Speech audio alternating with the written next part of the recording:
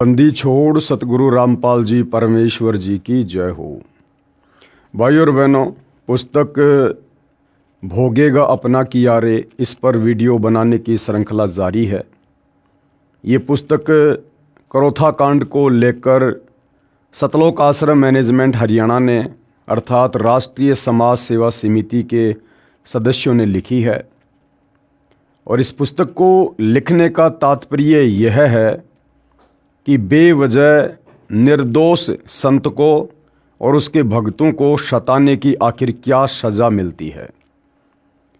आज हमारा इस पुस्तक पर यह तीसरे नंबर का वीडियो है। पिछली वीडियो में आप जी ने देखा करोथा कांड 2006 के बाद किस तरह से जिन जिन लोगों ने करोथा कांड के ऊपर हमला करने में अपनी भूमिका निभाई थी, कुछ लोग गांव डीगल के थे, कुछ झज्जर के थे, कुछ बागपुर गांव के थे, और उसके बाद कैसे उन परिवारों का सर्वनाश हुआ। तो भाइयों और बहनों, इसी दिशा में अब हम आगे बढ़ते हैं। इस पुस्तक पर आज हमारा ये तीसरे नंबर का वीडियो है और इस पुस्तक पर वीडियो बनाने का हमारा मकसद है कि हम कुछ शिक्षा ग्रहण कर सकें और निकट भविष्य में किसी भी प्रकार की गलती करने से बचें। तो वीडियो की शुरुआत करें उससे पहले पूज्य गुरुदेव भगवान का जयकारा लगाते हैं। बंदी छोड़ सतगुरु रामपाल जी भगवान की जय हो। परमपिता परमात्मा सारी सृष्टि के रचनहार, कुल मालिक, असंख्य ब्रह्मांडों के स्वामी, जगत गुरु, तीनों लोकों में प्रवेश करके सबका धारण पोषण करने वाले राजाधिराज, आत्माधार, नाथों के नाथ, देवों के देव महादेव, सर्वेश्वर महेश्वर मृत्युंजय, अजरो अमर, आदि अनादि सनातनी प्रभु, जगत पिता जगदीश्वर, श्री श्री 1008 की उपाधि के वास्तविक अधिकारी, अकाल मूरत शब्द स्वरूपी राम वासुदेव, सर्वगतम ब्रह्म, परम पूज्य, प्रथम पूज्य, परम संत, परम पुरुष, परम धनी, परम दयालु, सत्य कबीर, हक्का कबीर, अल्लाहु कबीर, अल्लाहु अकबर, बाखबर अल्लाह ताला, जगत के तारणहार, जगत के मुक्तिदाता, जगत के जगन्नाथ, हारे के सहारे, हिंदुओं के राम, मुसलमानों के अल्लाह, सिखों के वाहिगुरु, ईसाइयों के मसीह, दया के सागर दयानिधि, करुणा के सागर करुणानिधि, स्वयंभू परिभू, संकट मोचन, कष्टहरण, मंगलकरण, दुख भंजन,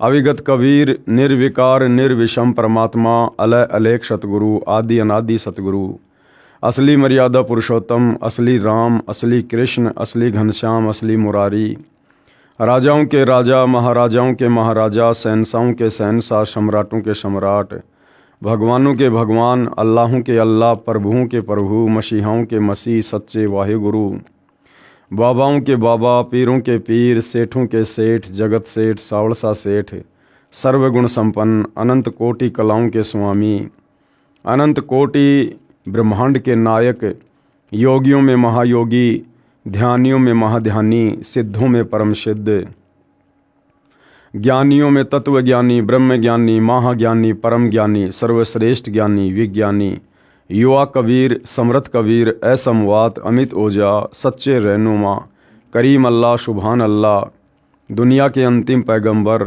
8 सितंबर 1951 से गांव धनाना, जिला सोनीपत, हरियाणा, भारतवर्ष की पावन भूमि पे प्रकट रियल कल की भगवान श्री नारायण साकार हरि, श्री बाबा साहेब, नूर अनंत परमात्मा, सच्चे दरवेश, सच्चे बाखबर, संत श्रोमणी सतगुरु रामपाल जी परमेश्वर जी के चरण कमल में साध संगति से जुड़े हुए देश विदेश से आप और हम सभी सत्सेवक भाई बहनों का अनंत कोटि दंडवत प्रणाम। तो भाई और बहनों, पिछली वीडियो में हमने इस पुस्तक भोगेगा अपना किया रे, हमने पढ़ा कि किस प्रकार से करोथा कांड के समय कुछ गांव वालों ने आर्य समाजी जो आचार्य हैं उनके बहकावे में आकर सतगुरु रामपाल जी का विरोध किया, भक्तों के साथ में बदतमीजी की। सतगुरु रामपाल जी को बेवजह 21 महीने रोहतक की सुनारिया जेल में रहना पड़ा, भक्तों को भी व्यर्थ में यातनाएं सहन करनी पड़ी। और उसके बदले में किस प्रकार से आगे चलकर कर्मफल के तहत उन तमाम गांव वालों ने आने वाले समय में अपना सर्वनाश करवाया। किसी का बेटा अकाल मौत मरा, किसी की बेटी, किसी की पत्नी, तो स्वयं भुगत भुगत कर तड़फ तड़फ कर मरा। अब पुस्तक का लेखक कह रहा है कि भाई देखो, तमाम गांव वाले बुरे नहीं हैं, जिन जिन लोगों ने गलतियां की हैं उन्होंने सज़ा पाई है, लेकिन हमारा मकसद पूरे गांव को दोष देने का नहीं है। सतलोक आश्रम करोथा के आसपास गांव के सभी व्यक्ति बुरे नहीं। इस पुस्तक में ये जानकारी देकर हम किसी का अपमान नहीं करना चाहते, हम सतर्क करना चाहते हैं कि आप परमात्मा से डरो, शुभ कर्म करो। हम मानते हैं कि डिग्गल, करोथा तथा बागपुर तथा आसपास के गांव के सभी व्यक्ति बुरे नहीं हैं। कुछ व्यक्ति ही दुष्ट हैं जो अन्य को गुमराह करके अपराध करा रहे हैं। गांव डिग्गल का मांगेराम पुत्र पृथ्वी एक बैड एलिमेंट है। यह औरों को भिड़ाकर स्वयं पीछे खिसक जाता है। करोथा आश्रम पर आक्रमण कराने तथा गांव डिग्गल के भोले भालों को शराब पिलाकर झगड़े के लिए उकसाने में इस व्यक्ति की अहम भूमिका रही, परंतु इसको और इसके परिवार के किसी सदस्य को कहीं खरोच तक नहीं आई। कारण यह है कि यह औरों को आगे करके स्वयं भाग जाता है। पुस्तक का लेखक क्या कह रहा है कि ये जो मांगेराम नाम का व्यक्ति है ना गांव करोथा का, ये क्या करता है, ये और व्यक्तियों को भिड़ाकर, भ्रमित करके, उकसाकर आगे कर देता है और खुद पीछे खिसक जाता है, जिस कारण से इस व्यक्ति पर अभी तक कोई खरोंच नहीं आई है। लेकिन भाइयों और बहनों, बात ऐसी नहीं है। चाहे खुद आगे आकर गलती करो, चाहे किसी दूसरे को उकसाकर गलती करवाओ, दोष बराबर है। मेन कारण क्या है, अभी इस व्यक्ति के पुण्य कर्म अधिक हैं पूर्व जन्मों की भक्ति के, और जिस दिन इस व्यक्ति के पाप का घड़ा भरेगा, इसके पुण्य नष्ट होंगे। और पुण्य नष्ट उस समय ज़्यादा होते हैं जब कोई व्यक्ति भक्तों और संतों के साथ में बेवजह ईर्ष्या करता है। तो अभी इस व्यक्ति मांगेराम के पास में पूर्व जन्म की भक्ति के कारण संचित किए गए पुण्य बाकी हैं, जिस कारण से अभी इसके ऊपर कोई विशेष खरोच नहीं आ रही है। ठीक इसी प्रकार भाइयों और बहनों, सतलोक आश्रम मैनेजमेंट हरियाणा वालों को, सतगुरु रामपाल जी के कलयुगी परिवार वालों को, हम साध संगति से जुड़े सत्सेवक भाई बहन सूचित करना चाहते हैं कि ठीक इसी प्रकार वर्तमान में आप सतलोक आश्रम के मुख्य लोगों को जो विशेष दिक्कत नहीं आ रही है, परेशानियां नहीं आ रही है, बरवाला कांड में विशेष भूमिका निभाने के बावजूद भी, और बाकी लाखों की संगत बेचारी अकाल मौत मर रही है। हजारों की संख्या में भगत इसार की तारीखों पर जाने वाले अकाल मौत मरे। अपने घर पर बैठे भगत हजारों की संख्या में अकाल मौत मर रहे हैं। क्यों?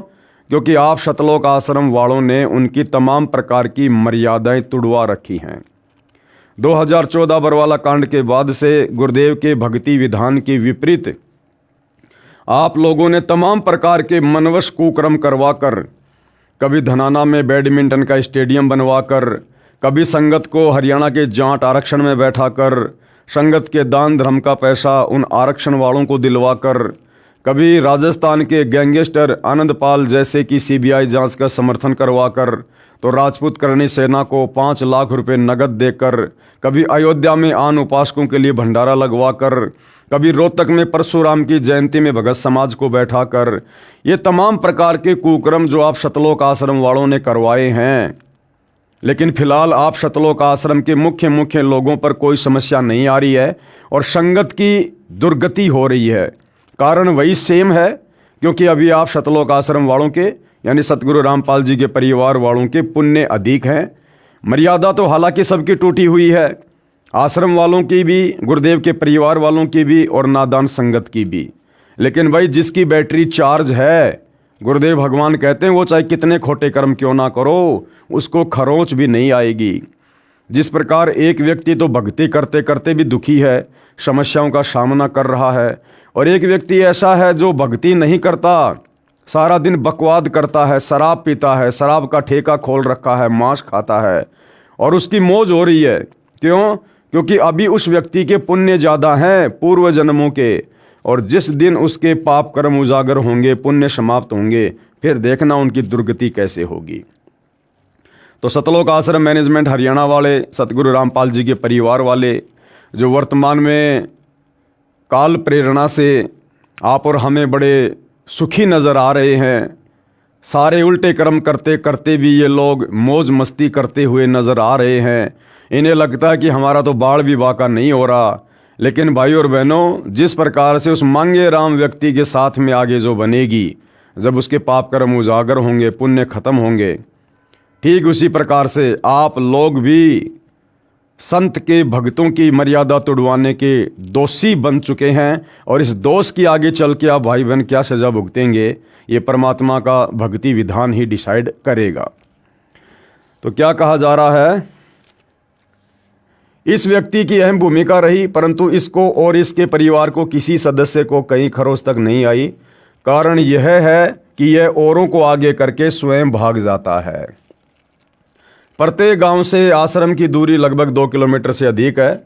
डिगल गांव से 4 किलोमीटर दूर है। आप जी को आश्रम के संत तथा भक्तों से क्या परेशानी थी? किसी सिरफिरे व्यक्ति की बातों में आकर आप जी ने जुल्म किया, उसकी हानि उठा रहे हो। विवेक से कार्य करना चाहिए। जिन भाग्यवानों ने संत रामपाल जी महाराज के बताए भक्ति मार्ग को स्वीकार किया, उनको कितना लाभ हुआ, पढ़िए इसी पुस्तक के पेज नंबर 47 पर आगे। अब आगे क्या लिखा जा रहा है, डिग्गल गांव के तथा अन्य सर्व भगत सुखी। गांव डिग्गल में जितने भी आश्रम के भगत हैं, सर्व सुख से बसे हैं। भगत सुरेश दास पाना गांजा गांव डिग्गल का उदाहरण भी प्रत्यक्ष है। यह स्वयं शराब पीता था, नालियों में गिरा रहता था। इसकी धर्मपत्नी यशवंती को दौरे पड़ते थे। सुरेश ने शराब त्याग दी, वह देवता बन गया। बहन यशवंती पत्नी सुरेश उसी समय से स्वस्थ हो गई। परमात्मा का कमाल देखिए कि भगत सुरेश के दोनों लड़के दिल्ली पुलिस में एक ही समय की भर्ती में नौकरी लग गए। एक पैसा नहीं लगा। गांव वालों ने कहा कि कितने रुपए दिए रिश्वत के? भगत ने कहा मेरे पास पैसा देने को कहाँ है, हमारे सतगुरु रामपाल जी महाराज की कृपया से परमात्मा कबीर जी ने दया की है। ये बात गांव वालों के गले नहीं उतरी। डिगल गांव के भगत निर्विकार तथा अन्य सर्व भगत सुखी जीवन जी रहे हैं। संत रामपाल जी महाराज को विश्व के उद्धार के लिए परमात्मा ने भेजा है। परमात्मा ने नहीं भेजा, सतगुरु रामपाल जी स्वयं ही परमात्मा हैं। ये लेखक की अपनी ज्ञानहीनता है। जो विरोध कर रहे हैं वे बाद में रोया करेंगे। संत रामपाल जी महाराज सामान्य व्यक्ति नहीं है, ये परमात्मा के भेजे अवतार हैं। कृपया प्रमाण इसी पुस्तक के पेज नंबर 72 से 124 पर भविष्यवाणियां जो सत्य सिद्ध हो रही हैं। आगे लेखक क्या लिखता है, करोथा गांव में किए का फल मिला। यानी जिस प्रकार से डिग्गल गांव वालों को संत सताने की सज़ा मिली, भक्तों को सताने की सज़ा मिली, बागपुर गांव वालों को संत व भगत सताने की सज़ा मिली, उसी प्रकार करोथा गांव के लोगों को क्या दंड मिला। करोथा गांव के व्यक्ति अधिकतर अपने काम तक सीमित हैं। उनको आर्य समाज के लोगों ने भ्रमित किया। अधिकतर व्यक्ति फिर भी निष्पक्ष रहे।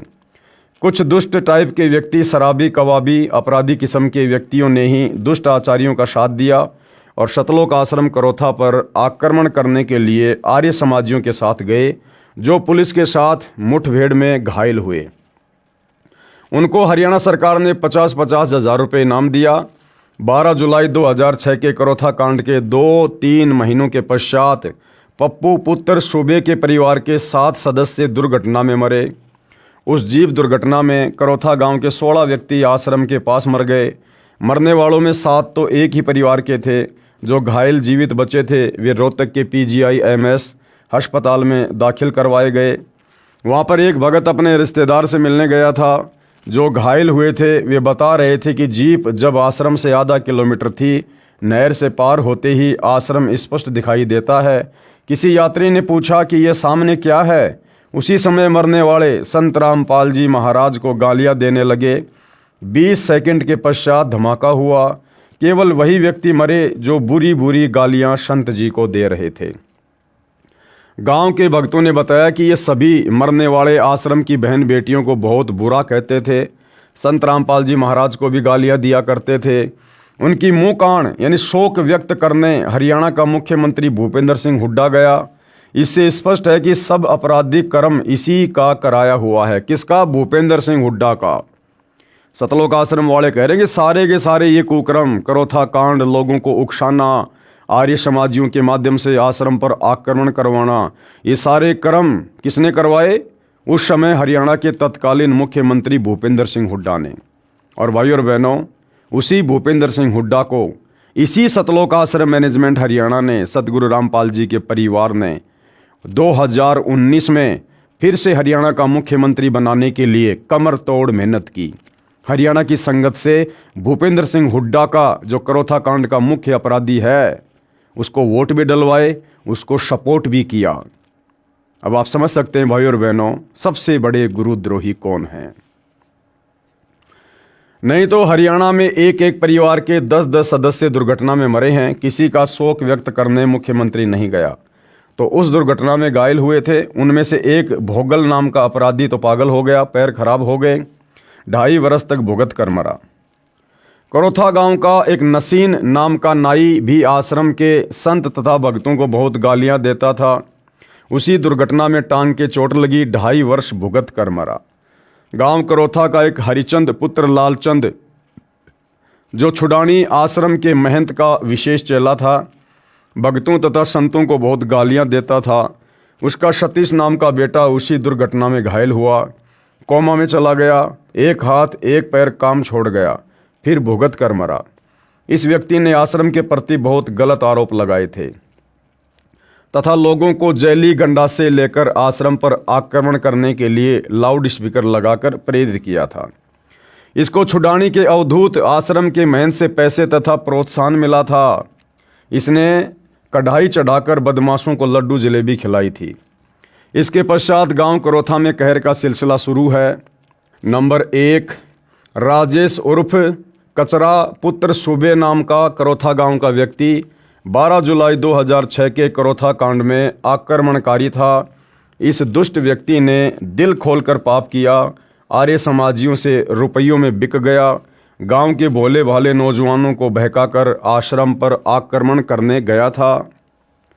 आश्रम के भक्तों के घरों को आग लगाने के लिए करोथा के व्यक्तियों को उकसाया था और भी घने भक्तों को पेशी के दौरान रोहतक पीटा करता था। संत रामपाल दास जी महाराज तथा भक्तों पर सन 2006 में बनाए गए झूठे मुकदमों में झूठा गवाह भी था।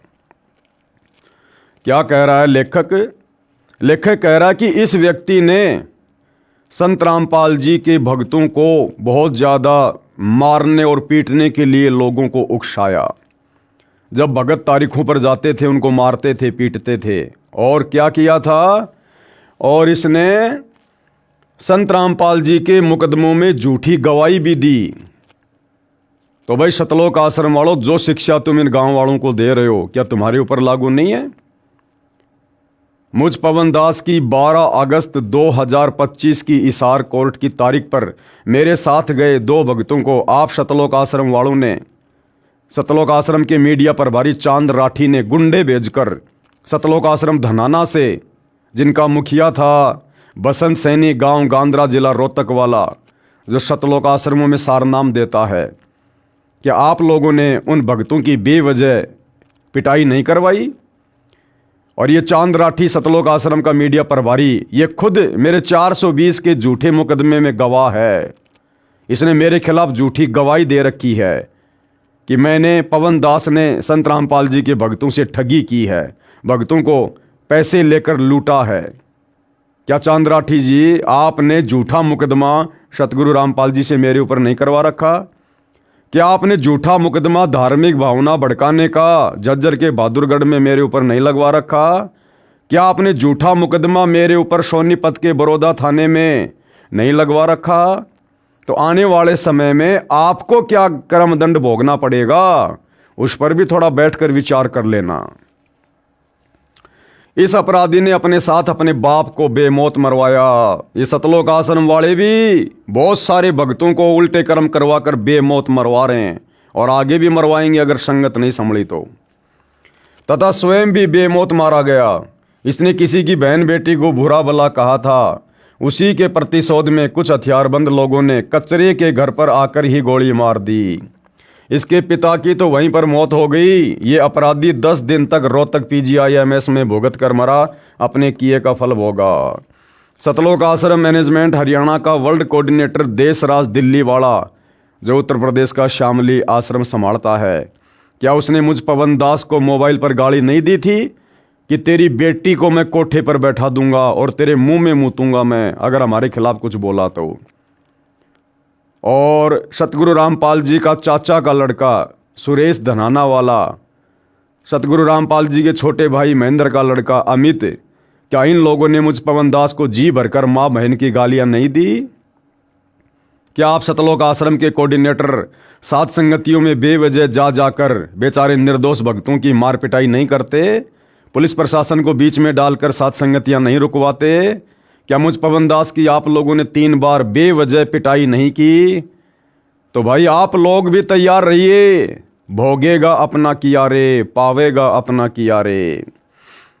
नंबर 2, करोथा गांव का सोनू पुत्र अशोक अनुसूचित जाति का। यहाँ पर भाई और बहनों लेखक के द्वारा जो शब्द लिखा गया है अनुसूचित जाति का, इसका यहाँ पर कोई औचित्य नहीं बनता है। जिसने करोथा आश्रम पर 12 जुलाई 2006 को आक्रमण किया, पुलिस मुठभेड़ में घायल हुआ, हरियाणा सरकार से 50,000 रुपये इनाम प्राप्त हुआ, वह दोषी बाद में फांसी पर लटक कर मरा, अपने किए पाप का कर्म भोगा। नंबर 3, करोथा गांव का देवेंद्र उर्फ काड़ू पुत्र ईश्वर 12 जुलाई 2006 को आश्रम पर आक्रमण करने गया, पुलिस मुठभेड़ में घायल हुआ, सरकार से 50,000 रुपये इनाम पाया, कर्जे से दुखी होकर घर छोड़कर भाग गया। पता नहीं कहाँ मरा है या जीवित है, 5 वर्ष से लापता है। वह भक्तों और संत रामपाल जी महाराज को बहुत गालियां देता है। आगे नंबर 6, करोथा गांव का जय भगवान पुत्र गरीबा नाम का आदमी पहले संत रामपाल जी महाराज का शिष्य था। उसकी बेटी 10 वर्ष से तड़प रही थी। संत रामपाल जी महाराज से नाम लेने के पश्चात स्वस्थ हो गई। बाद में यह अपराधी गुरुद्रोही होकर भक्तों को रोहतक पेशी पर पहचान बताता था कि यह उनका शिष्य है।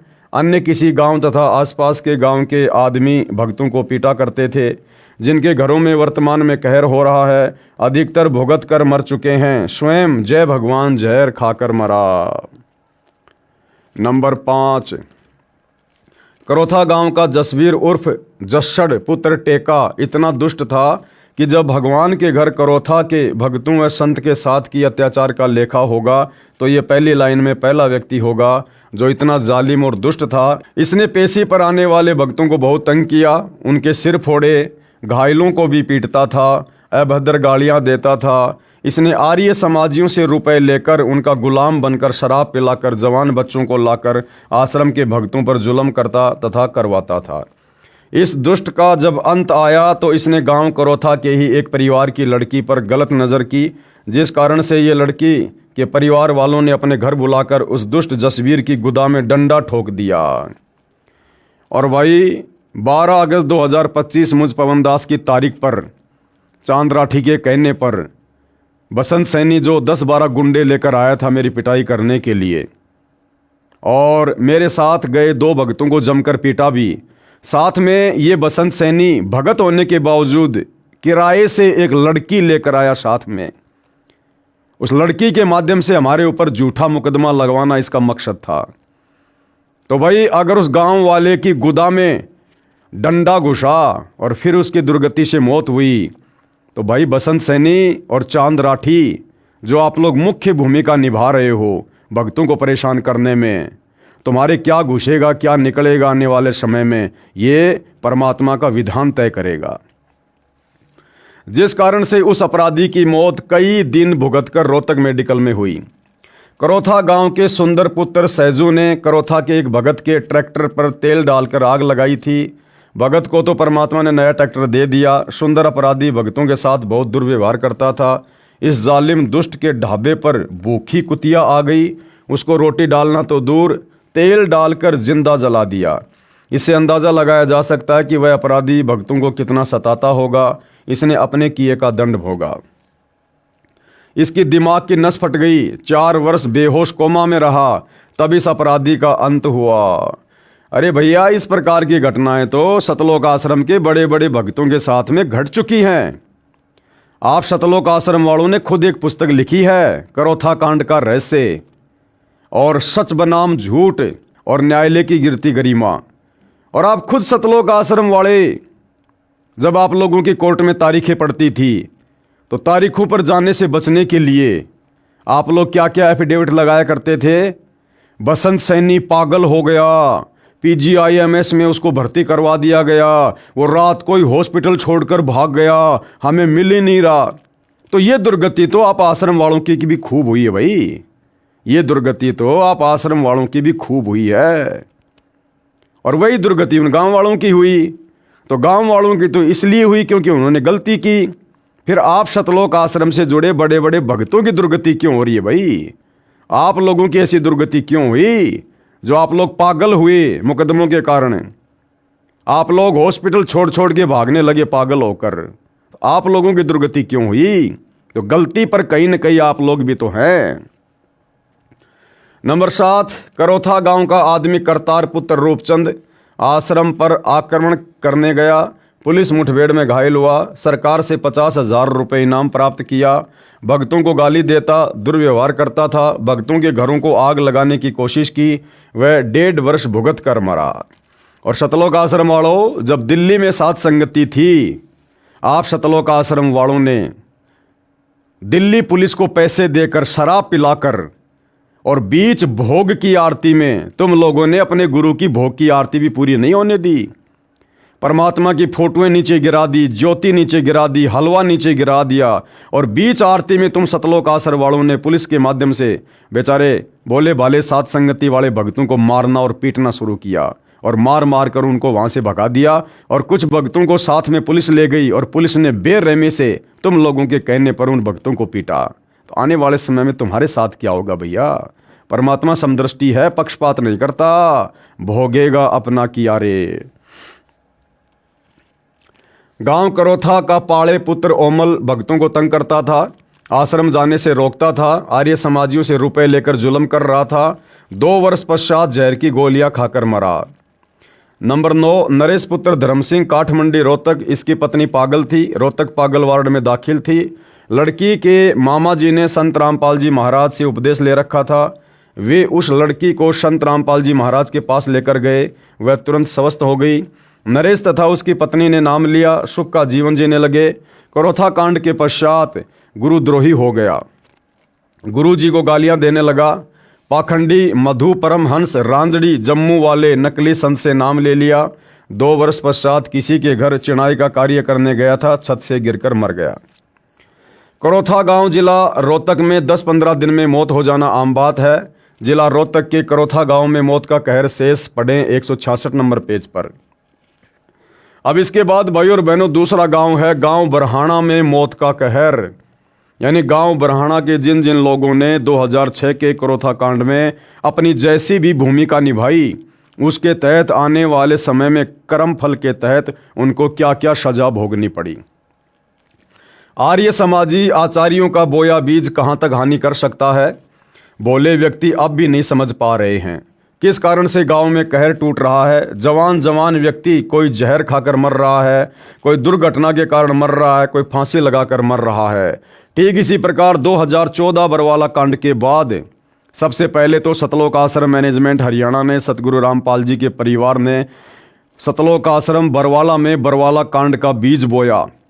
और बरवाला कांड के बाद आज वर्तमान 2025 तक लगातार जिस प्रकार से ये लोग संगत से मर्यादा तोड़वा रहे हैं, राजनीतियां कर करके, झूठा समाज से भाईचारा निभा के, और जो बीज इन लोगों ने बो दिया है, और भाइयों और बहनों किसी से छुपा हुआ नहीं है। आज वर्तमान में सतगुरु रामपाल जी की संगत पर जिस प्रकार से कहर टूट रहे हैं, सार नाम प्राप्त भक्तों की जिस प्रकार दुर्गति से मौतें हो रही हैं, ये किसी से छुपा हुआ नहीं है। तो आम संगत से भी हम प्रार्थना करते हैं कि भैया कर्म फल तो भोगना पड़ेगा, चाहे गलत काम करो, चाहे गलत काम करने वाले का साथ दो। इसलिए संगत अगर बचना चाहती है तो भाई इन सतलोक आश्रम वालों का पीछा छोड़ो। गुरुदेव भगवान ने हमें जो ज्ञान दे रखा है, जो भक्ति दे रखी है, घर बैठकर मर्यादा में रहकर अपनी भक्ति करो, जब तक गुरुदेव भगवान अपने मिशन को पूरा करके हिसार जेल से बाहर नहीं आ जाते हैं। कोई फांसी लगाकर मर रहा है। इन्होंने भी आर्य समाजियों के बहकावे में आकर दिल खोलकर संत रामपाल जी महाराज की निंदा की थी, गालियां दी थी। यह कहर तभी समाप्त होगा जब ये लोग परमात्मा के ज्ञान को समझेंगे, और संत रामपाल जी महाराज जी से दीक्षा लेकर भक्ति करेंगे। अरे दीक्षा लेकर भक्ति करने वाले आप सतलोक आश्रम वाले भगत ही अभी तक संत रामपाल जी को नहीं समझे। आप लोग ही अभी तक उनकी मर्यादाओं को ठीक से समझकर ज्ञान को आधार बनाकर भक्ति नहीं कर पा रहे। ये दुनिया भला तुम लोगों के समझाने पर क्या खाक समझेगी। दुनिया के ऊपर उन लोगों के शब्दों का असर होता है जो खुद मर्यादा में रहकर भक्ति करता है और सत्कर्म करता है। आज तुम सतलोक आश्रम वालों ने जिस प्रकार से 2014 बरवाला कांड के बाद कुकर्म करके हिसार जेल में बैठकर अपने गुरु को खून के आंसू रुलवाए हैं, ये किसी से छुपा हुआ नहीं है। तो तुम्हारे शब्दों का असर दुनिया पर भला कैसे होगा। सतगुरु रामपाल जी से दीक्षा लेकर भक्ति करेंगे, जिस कारण से इस जीवन में सुखी होंगे और अगले जीवन में भी सुखी या अच्छी भक्ति करके पूर्ण मोक्ष प्राप्त करेंगे। गांव बरहाना, जिला झज्जर, हरियाणा में मौत के कहर के शिकार हुए नौजवानों की सूची पढ़ें इसी पुस्तक के पेज नंबर 165 पर आगे। विशेष यही दशा करोथा आश्रम के आसपास के अन्य गांव की है। यहाँ पुस्तक विस्तार के कारण नहीं लिख रहे हैं। उस क्षेत्र को किसने क्या दिया, इन दुखदायी घटनाओं को याद करके हमारी आत्मा रो रही है, क्योंकि ये भी इंसान थे, परंतु दुष्ट व्यक्तियों ने अपने स्वार्थ के कारण ये हाल करा दिया। यदि सत्य को जान लेते तो पाप से बच जाते और ये दिन ना देखने पड़ते। इन आर्य समाजी आचार्यों ने क्या दिया इन गांवों को, जो आप पढ़ चुके हैं, और संत रामपाल जी महाराज ने क्या दिया इन गांवों को। संत रामपाल जी महाराज के ज्ञान को सुनकर भक्तों ने सर्व बुराई त्याग दी, स्वच्छ जीवन जी रहे हैं। प्रत्येक गांव में प्रमाण है, इसलिए हम बार बार निवेदन करते हैं कि आप सत्य असत्य को स्वयं जानें और भक्ति करके मनुष्य जीवन सफल करें। आर्य समाजियों ने शराब पिलाकर अपराध कराए और मासूम लोग मरवाए। तुम सतलोक आश्रम वालों ने भी दिल्ली पुलिस वालों को शराब पिलाकर पैसे देकर साथ संगति में कितने भक्तों की पिटाई करवाई भाई, बताइए। तो कर्म तो आप भी वैसे ही कर रहे हो, और जैसी सजा उन लोगों ने पाई, भाई समय आने पर परमात्मा के दरबार में सजा आप भी पाओगे। आर्य समाजियों ने शराब पिलाकर अपराध कराए और मासूम लोग मरवाए। मृत्यु तो भक्तों की भी होगी, परंतु इस मृत्यु में और जो व्यक्ति पाप कर्म कर रहे हैं उस मृत्यु में बहुत अंतर है। भक्तों ने मनुष्य जीवन का उद्देश्य पूरा किया, मृत्यु के समय परमात्मा के विमान में बैठकर जाएंगे, मोक्ष प्राप्त करेंगे। जो पाप कर्म करके जीवन व्यर्थ करके मरे या मरेंगे, उनको यम के दूत अपराधी की तरह बांध कर ले जाएंगे। कबीर परमेश्वर ने कहा है, कबीर आए हैं सो जाएंगे, राजा रंक फकीर, एक विमान में चढ़ चले एक बंद्या जात जंजीर। आश्रम से चोरी करने वाले पुलिस वालों का सर्वनाश। यानी करोथा कांड के बाद में करोथा आश्रम से कुछ पुलिस वालों ने लेखक के अनुसार चोरियां की है। उन चोरी करने वाले पुलिस कर्मियों का आगे चलकर क्या हाल हुआ है लेखक बयां कर रहा है। सतलोक आश्रम करोथा को सरकार ने अपने कब्जे में लेकर सुरक्षा के लिए पुलिस छोड़ दी। एक रणधीर नाम का पुलिस वाला गांव हथवाला, जिला जिंद का रहने वाला डीएसपी का गनमैन था। डीएसपी आश्रम के सर्वे एसी तथा अन्य कीमती सामान ले गया। उस कार्य में रणधीर ने पूरा सहयोग दिया था तथा रणधीर स्वयं एक ट्रक लोहे के सामान का भरकर ले गया। उसका एक मित्र पुलिस वाला था जिसके परिवार ने संत रामपाल जी महाराज से उपदेश ले रखा था। रणधीर गनमैन ने अपने मित्र से एक दिन के लिए ट्रैक्टर मांगा। कारण बताया कि आश्रम से माल ले जाऊंगा। उसने अपने पुत्र से कहा कि तेरे अंकल को ट्रैक्टर दे देना। लड़का संत रामपाल जी महाराज का शिष्य था।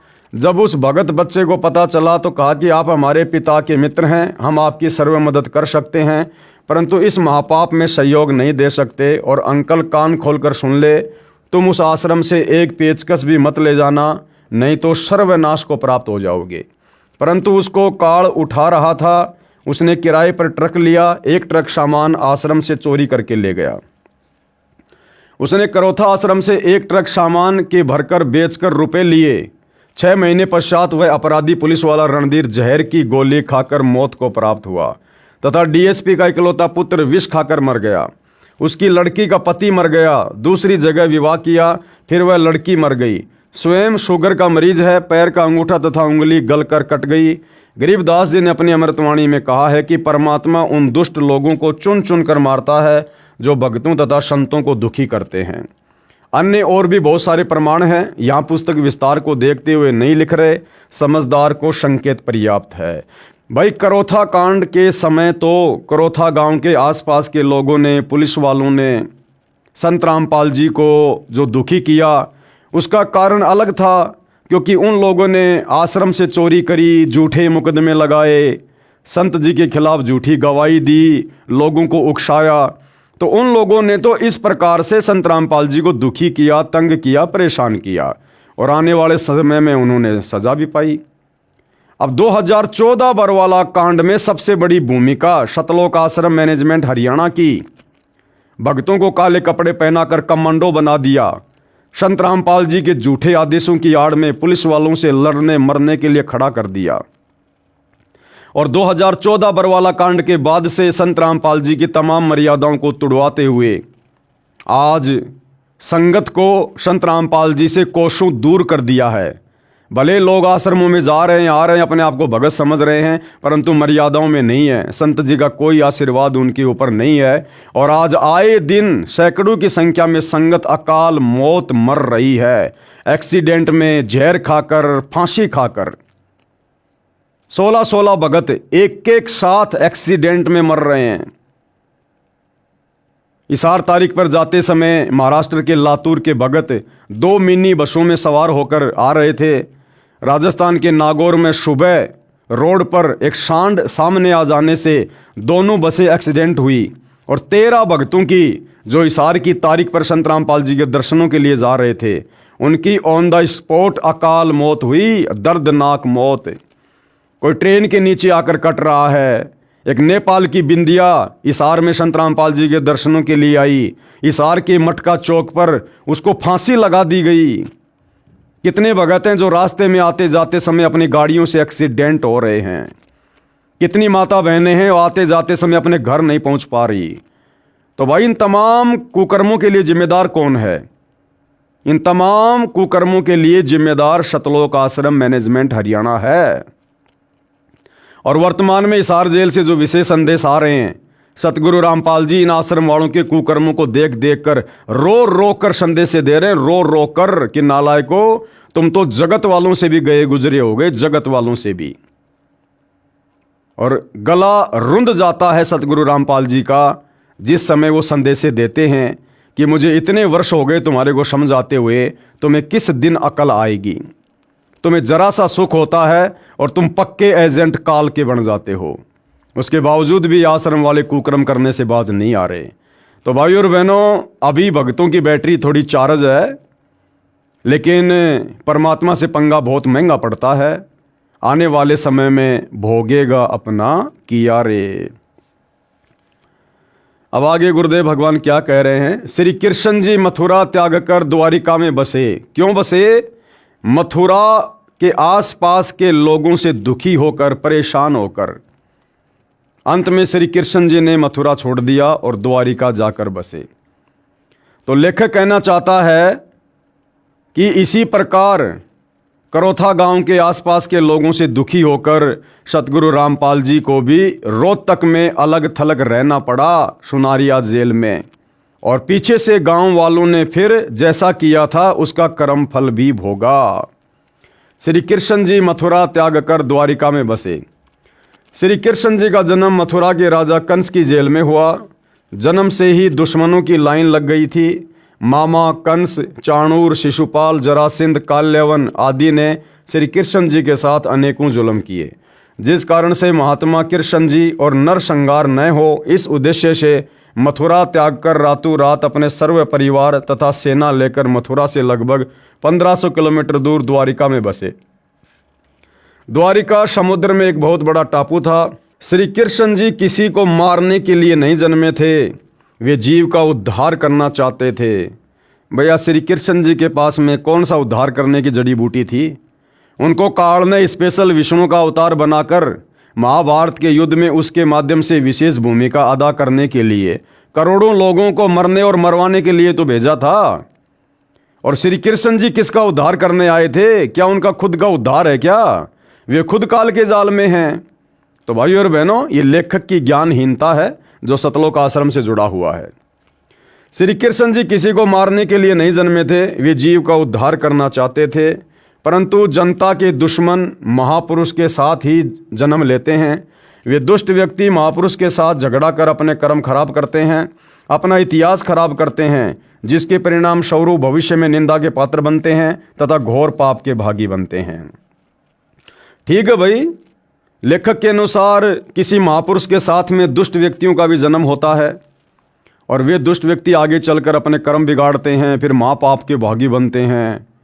तो ठीक है भाई, करोथा कांड 2006 में तो गांव के आसपास के लोग उन्होंने सतगुरु रामपाल जी जैसे महापुरुष के साथ में दुर्व्यवहार किया, उनको परेशान किया, तंग किया, आश्रम को तहस नहस किया। संत जी को 21 महीने रोहतक की सोनारिया जेल में कष्ट उठाने पड़े और आगे चलकर उन लोगों ने फिर अपना कर्मफल भी भोगा।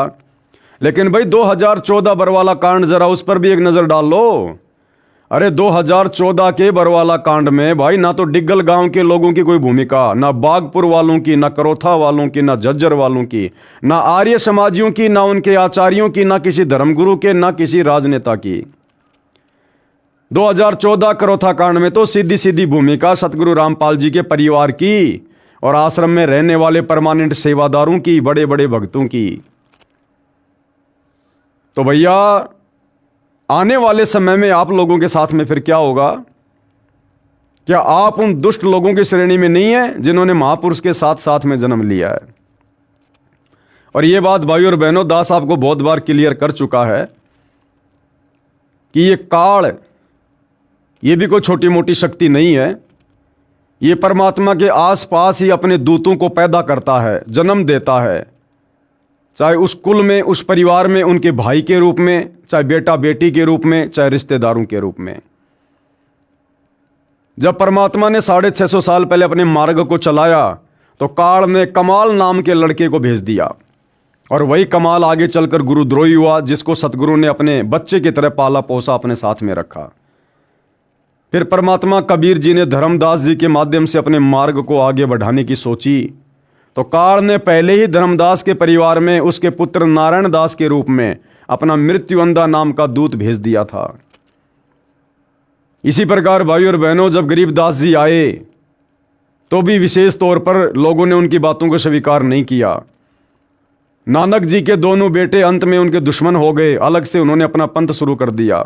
और जब 8 सितंबर 1951 को पुणे सतगुरु रामपाल जी धरती पर आए तो साथ साथ काल ने उनके भाई के रूप में अपना दूत भेज दिया, उनके दोनों बेटों के रूप में आगे चलकर अपने दूत भेज दिए, उनके रिश्तेदारों के रूप में अपने दूत भेज दिए।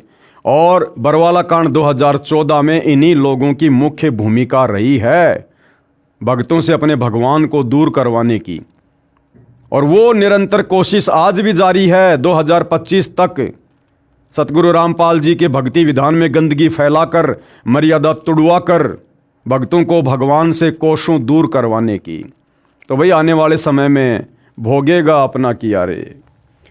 श्री कृष्ण भगवान के मथुरा से चले जाने के पश्चात वहाँ के जालिम लोगों ने अपनी विजय मानी तथा लड्डू बांटे थे। आज इतिहास गवाह है कि श्री कृष्ण तो पूजे हुए तथा विरोधियों का नाम कितनी नफरत से लिया जाता है। ठीक ये इतिहास करोथा कांड करके कुछ दुष्ट लोगों ने दोहरा दिया। कलयुग में इन दुष्ट व्यक्तियों के नाम कंस रावण की श्रेणी में आएंगे, जिन्होंने संत रामपाल जी महाराज के साथ जुल्म करके करोथा आश्रम खाली करवा कर मिठाई बांटी थी। और वही बरवाला कांड करवाने में जिन जिन लोगों की भूमिका रही है, फिर उनका नाम कौन सी लिस्ट में आएगा आने वाले समय में? कंस वाली में या रावण वाली में? हरियाणा के मुख्यमंत्री भूपेंद्र सिंह हुड्डा का भी काला इतिहास बनेगा।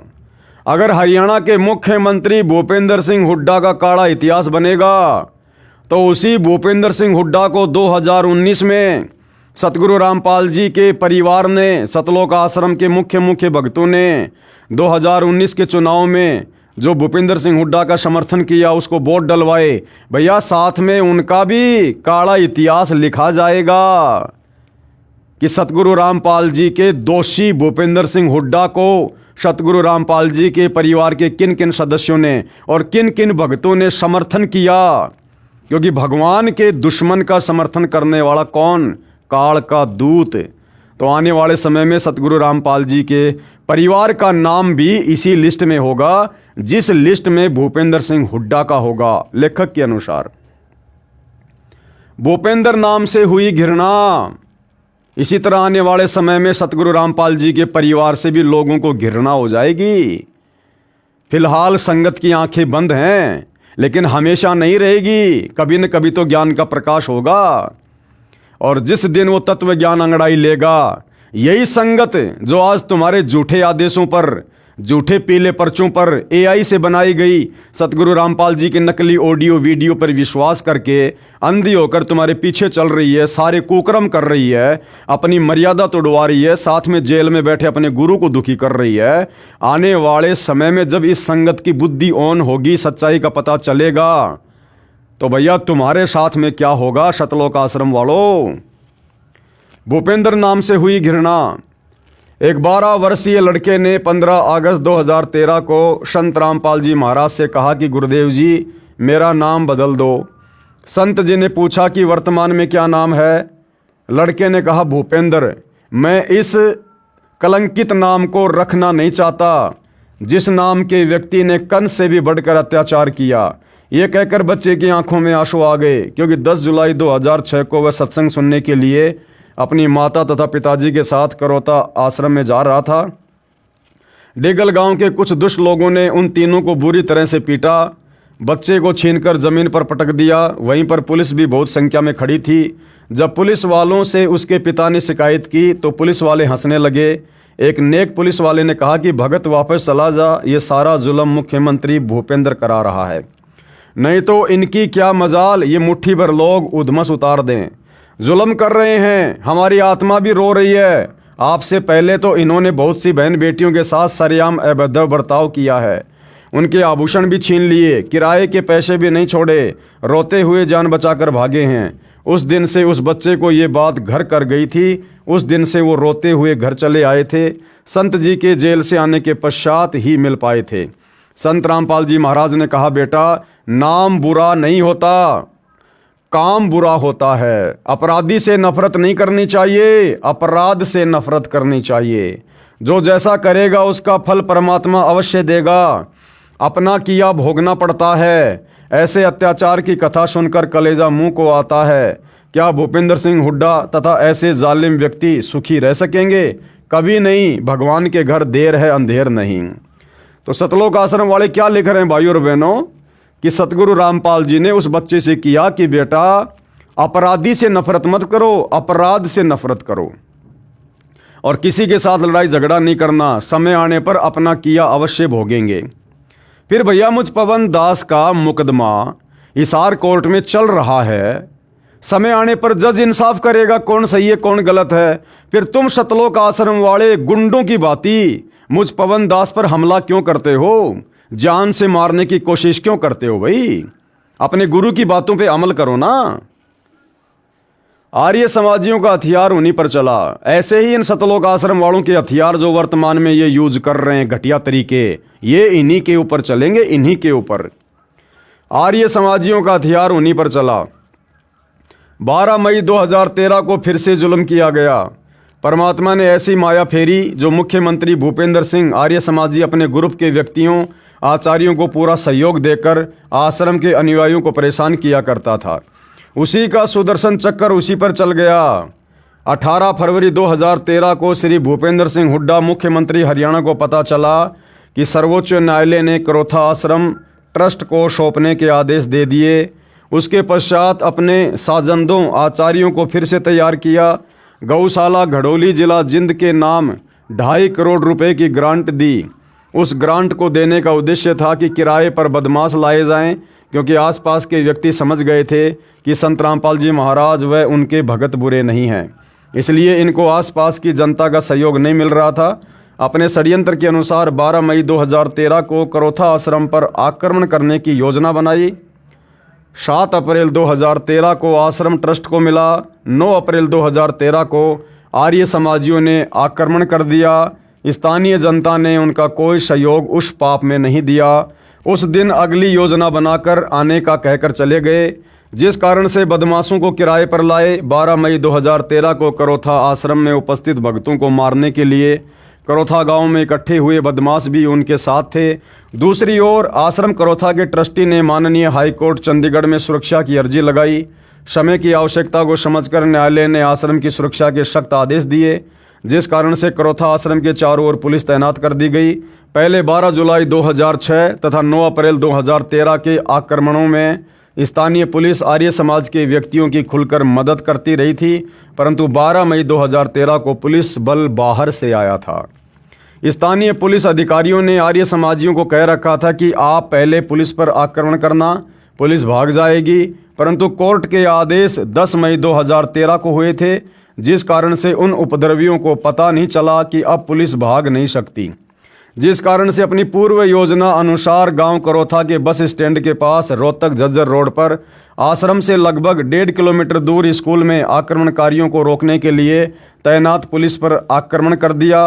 पुलिस ने भी जवाब में कार्रवाई की, जिसमें एक करोथा गांव की औरत प्रोमिला सहित 3 उपद्रवियों की जानें गई। बहुत सारे घायल हुए, पुलिस वाले भी बहुत संख्या में घायल हुए। कमाल की बात है कि जैसे झूठे मुकदमे जुलाई 2006 में संत रामपाल जी महाराज व भक्तों पर बनाए थे, उसी तर्ज पर 12 मई 2013 को भी प्रोमिला नाम की औरत की हत्या का झूठा मुकदमा संत रामपाल जी महाराज तथा भक्तों पर बना दिया। जबकि सारा भारत टीवी पर देख रहा था, लाइव देख रहा था कि एक प्रोमिला नाम की औरत जो करोथा गांव की है, उस समय 3 की मौत पुलिस मुठभेड़ में हुई। वीडियो में वह प्रोमिला लाठी लेकर पुलिस से लड़ रही है। वह करोथा आश्रम से 1.5 किलोमीटर दूर मरी थी। जबकि संत रामपाल जी महाराज सतलोक आश्रम बरवाड़ा में 10, 11, 12 मई 2013 का पूर्व निर्धारित सत्संग कर रहे थे।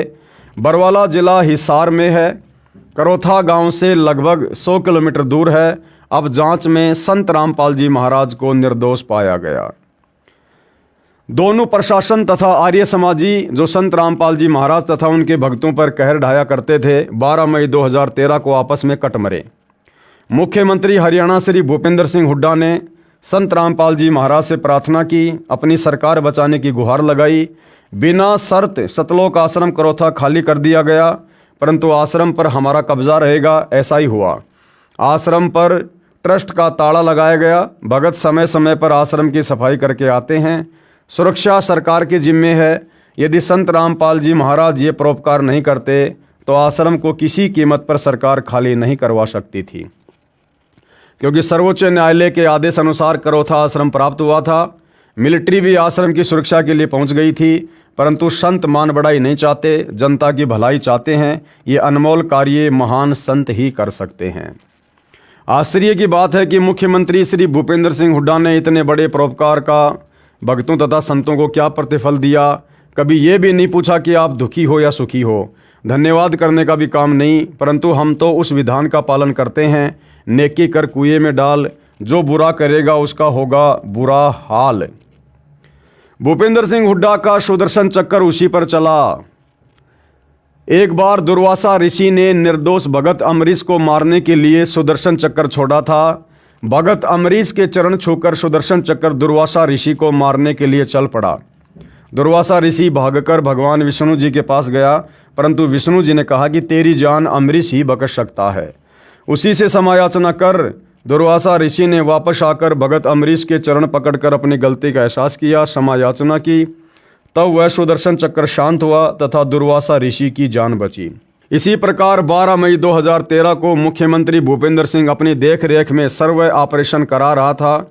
जब देखा कि मेरे ही दोनों दायां बायां हाथ आर्य समाजी तथा पुलिस आपस में लड़ मरे तथा विरोधी पार्टियों के व्यक्तियों ने आर्य समाजियों का साथ दे दिया, भूपेंद्र की सरकार एक टांग पर खड़ी हो गई। तब मुख्यमंत्री हेलीकॉप्टर में बैठकर युद्ध को देखता हुआ यूपीए अध्यक्ष सोनिया के पास दिल्ली गया। सोनिया जी ने उसे गृह मंत्री भारत सरकार के पास भेज दिया। गृह मंत्री ने कहा कि संत रामपाल जी से समायाचना कर, तभी तेरी सरकार बच सकती है। तब 13 मई 2013 को मध्यस्थ के माध्यम से यह सर्व कार्य सरल हुआ। अरे भैया, उदाहरण दे रहे हो राजा अम्बरीश का और दुर्वासा का, तो भैया दुर्वासा ऋषि तो अपनी जान बचाने के लिए डायरेक्ट राजा अम्बरीश के चरणों में गया था और पैर पकड़कर माफी मांगी थी। फिर तुम सतलोक आश्रम वालों ने भूपेंद्र सिंह हुड्डा की बात किसी मीडिएटर के माध्यम से क्यों सॉल्व की भाई? अगर उसने जुल्म किया था तो डायरेक्ट उसको संत रामपाल जी के चरणों में जाने देते। लेकिन भूपेंद्र सिंह हुड्डा को फिर भी अपनी गलती का एहसास नहीं था और वो संत रामपाल जी के चरण में पड़ना, माफी मांगना अपनी बेइज्जती मानता था। लेकिन ये सतलोक आश्रम वाले बीच में जो मीडिएटर हैं, जो मध्यस्थ हैं, ये हैं मान बढ़ाई के भूखे, और इन लोगों ने बीच में ही मामला रफा दफा कर दिया। सतगुरु रामपाल जी तक उस भूपेंद्र सिंह हुड्डा को नहीं पहुंचने दिया और ना भूपेंद्र सिंह हुड्डा संत रामपाल जी तक जाना चाहता था। लेकिन बीच में मान बढ़ाई के भूखे सतलोक आश्रम वाले, इन्होंने किसी मीडिएटर के माध्यम से मामले को रफा दफा करवा दिया। भूपेंद्र सिंह हुड्डा की 1.5 वर्ष की ताजपोशी भी महान संत सतगुरु रामपाल जी महाराज ने प्रदान की। विरोधी तो वही भूमिका कर रहे हैं जो मथुरा के दुष्ट लोग श्री कृष्ण जी के साथ किया करते थे। श्री कृष्ण जी की पूजा विश्व में हुई और विरोधी निंदा के पात्र बने तथा महापाप के भागी बने। जैसे मथुरा के व्यक्तियों ने श्री कृष्ण जी के मथुरा से चले जाने के पश्चात खुशी से मिठाई बांटी थी, वे श्री कृष्ण जी के अवतार धर्म में कोई बाधा नहीं बन सके, अपितु पाप के भागी बने। आज तक उनकी निंदा की जाती है। इसी प्रकार संत रामपाल जी महाराज को पूर्ण परमात्मा कबीर जी ने अवतार रूप में भेज रखा है। अरे भैया, सतगुरु रामपाल जी स्वयं अपने अवतार हैं, इनको भेजने वाला कोई सृष्टि में नहीं है। पढ़िए प्रमाण इसी पुस्तक के पेज नंबर 72 पर। दुष्ट व्यक्तियों ने मीडिया के माध्यम से संत रामपाल जी महाराज को कितना बदनाम किया, जनता तथा सरकार को विरोधी बना दिया, परंतु परमात्मा सदा सत्य का साथ देता है।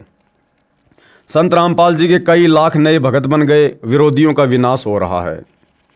आगे लेखक क्या लिख रहा है? हरियाणा की जनता के साथ आर्य समाज के आचार्यों ने अपने स्वार्थवश बहुत बड़ा धोखा किया है। सतलोक आश्रम करोथा में सत्संग सुनकर हरियाणा के व्यक्ति संत रामपाल जी महाराज से दीक्षा लेकर सर्व बुराई त्याग कर निर्मल तथा सुखी जीवन जी रहे हैं। झूठी अफवाहें फैलाकर संत जी को बदनाम करके हरियाणा की जनता में घृणा का विष घोल दिया। झूठी अफवाहें फैलाकर, और बरवाला कांड 2014 में तमाम प्रकार की झूठी अफवाहें किसने फैलाई भाई? खुद सतलोक आश्रम के भक्तों ने, संत रामपाल जी के भाई ने, संत रामपाल जी के परिवार ने, सतलोक आश्रम मैनेजमेंट ने। और क्या क्या झूठी अफवाह फैलाई कि संत रामपाल जी भयंकर रूप से बीमार हैं, उनसे उठा भी नहीं जाता है, संत रामपाल जी को हार्ट की प्रॉब्लम है, संत रामपाल जी ढंग से देख भी नहीं सकते। और संत रामपाल जी के छोटे भाई महेंद्र ने तो यहाँ तक झूठी अफवाह फैलाई मीडिया के सामने, जो वीडियो अभी आपको दिखाएंगे, कि संत रामपाल जी तो आश्रम में ही नहीं है, जबकि पुलिस प्रशासन ने धारा 144 5 दिन पहले लगा दी। चिड़ी का बच्चा आश्रम से बाहर नहीं जा सकता। और संत रामपाल जी का छोटा भाई पूरे विश्व के सामने मीडिया के माध्यम से झूठ बोल रहा है, अफवाह फैला रहा है कि हमने परसों ही संत रामपाल जी को बाहर हॉस्पिटल में शिफ्ट कर दिया। अरे भैया, जमीन के अंदर ही अंदर से लेकर गए थे क्या, या आसमान से उड़ाकर लेकर गए थे? 5 दिन से तो धारा 144 लगी हुई थी, किसको मूर्ख बना रहे हो? तो ये तमाम प्रकार की झूठी अफवाहें खुद सतलोक आश्रम वालों ने फैलाई और पुलिस प्रशासन को आश्रम पर आक्रमण करने के लिए भड़काया। अब भाई, सतगुरु रामपाल जी का भाई अगर इस प्रकार का बेबुनियादी बयान देगा कि संत रामपाल जी आश्रम में नहीं है, तो पुलिस प्रशासन और क्या करेगा कि भाई फिर गए कहां संत रामपाल जी, कौन से रास्ते से गए? तो खुद पुलिस वालों को संत रामपाल जी के परिवार ने आश्रम पर आक्रमण करने के लिए उकसाया। ये देखिएगा छोटा सा वीडियो संत रामपाल जी के भाई महेंद्र का। और फिर पूरी दुनिया ने देखा 2 दिन बाद में सतगुरु रामपाल जी उसी आश्रम से पुलिस वालों के साथ उनकी गाड़ी में बैठकर पंचकुला गए मोहाली मेडिकल करवाने के लिए। देखिएगा। हमारे साथ संत रामपाल जी के भाई महेंद्र दास भी मौजूद हैं। इनसे जानेंगे, महेंद्र दास जी, अचानक से हालात काफी बिगड़ते नजर आ रहे हैं, तो ऐसे तो काफी नुकसान होने की आशंका है। ऐसा हम तो शांतिपूर्ण तरीके से बैठे हैं, अपने आश्रम के अंदर हैं और ये बल प्रयोग करना चाहते हैं, हमें नाजायज तंग कर रहे हैं। लेकिन आश्रम के लोग भी जैसे टकराव की स्थिति में नजर आ रहे हैं, तो क्या कोई बीच का रास्ता नहीं निकल सकता? बीच का तो यही है कि माननीय न्यायाधीश को चाहिए कि अपने पर विचार करे। हमको डकैत नहीं है, इतना बड़ा ये केस नहीं है, एक कोर्ट की अवमानना केस उन्होंने खुद बनाया और खुद सुन रहे हैं, इसमें न्याय की उम्मीद है। लेकिन जिस तरह से पुलिस कह रही है यहाँ तो गिरफ्तारी करनी पड़ेगी क्योंकि हाईकोर्ट के आदेश हैं, तो क्या संत रामपाल आत्मसमर्पण कर सकते हैं? अब वो यहाँ है ही नहीं, तो स्वास्थ्य इलाज करवा रहे हैं, बाहर गए हैं, उनको बाहर शिफ्ट कर दिया हमने परसों। लेकिन क्या वो आत्मसमर्पण करने के लिए तैयार हो जाएंगे? अगर हमारी हाई कोर्ट में बेल कैंसिल करते हैं तो नहीं होंगे, तो नाजायज बेल कैंसिल करने जा रहे हैं और उस पर सुनवाई है। अब उस केस का इस अवमानना से क्या लिंक था? ये अवमानना बनाई इसीलिए गई थी कि उस बेल कैंसिल करके अंदर ठोक दें। एक सबसे बड़ा सवाल यही है कि आपका कहना है कि संत रामपाल आश्रम के अंदर मौजूद नहीं है। अगर संत रामपाल आश्रम के अंदर मौजूद नहीं है तो क्यों फिर पुलिस को रोका जा रहा है? पुलिस अगर जाकर के चेक करती है संत रामपाल नहीं होंगे तो पुलिस वापस चली जाएगी। क्योंकि यहाँ कल एसडीएम ने और डीसी ने बताया, एसडीएम आदेश पड़ रहा था कि हमने इसको सील कर लिया है, नाजायज तरीके से सील करने के आदेश दिए, अपने आश्रम को नहीं छोड़े, आश्रम की सुरक्षा के लिए बैठे हैं अब हम। ठीक है, ओके। तो ये थे महेंद्र दास, संत रामपाल के भाई हैं और जो आश्रम के प्रवक्ता राज कपूर ने हमसे बात की। इनका कहना है कि आश्रम के लोग किसी भी हाल में पीछे नहीं हटेंगे, यानी कि अगर पुलिस आगे जाएगी तो इनका कहना है कि यह लोग अपनी जान तक देने के लिए तैयार हैं। यानी कि सीधा सीधा कह सकते हैं कि टकराव की स्थिति यहाँ पर पैदा हो चुकी है।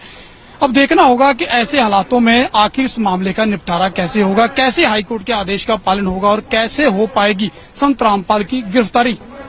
कैमरामैन सुमित क्लियर के साथ नृपिंदर सिंह ब्राड़, एबीपी न्यूज बरवाला, हिसार।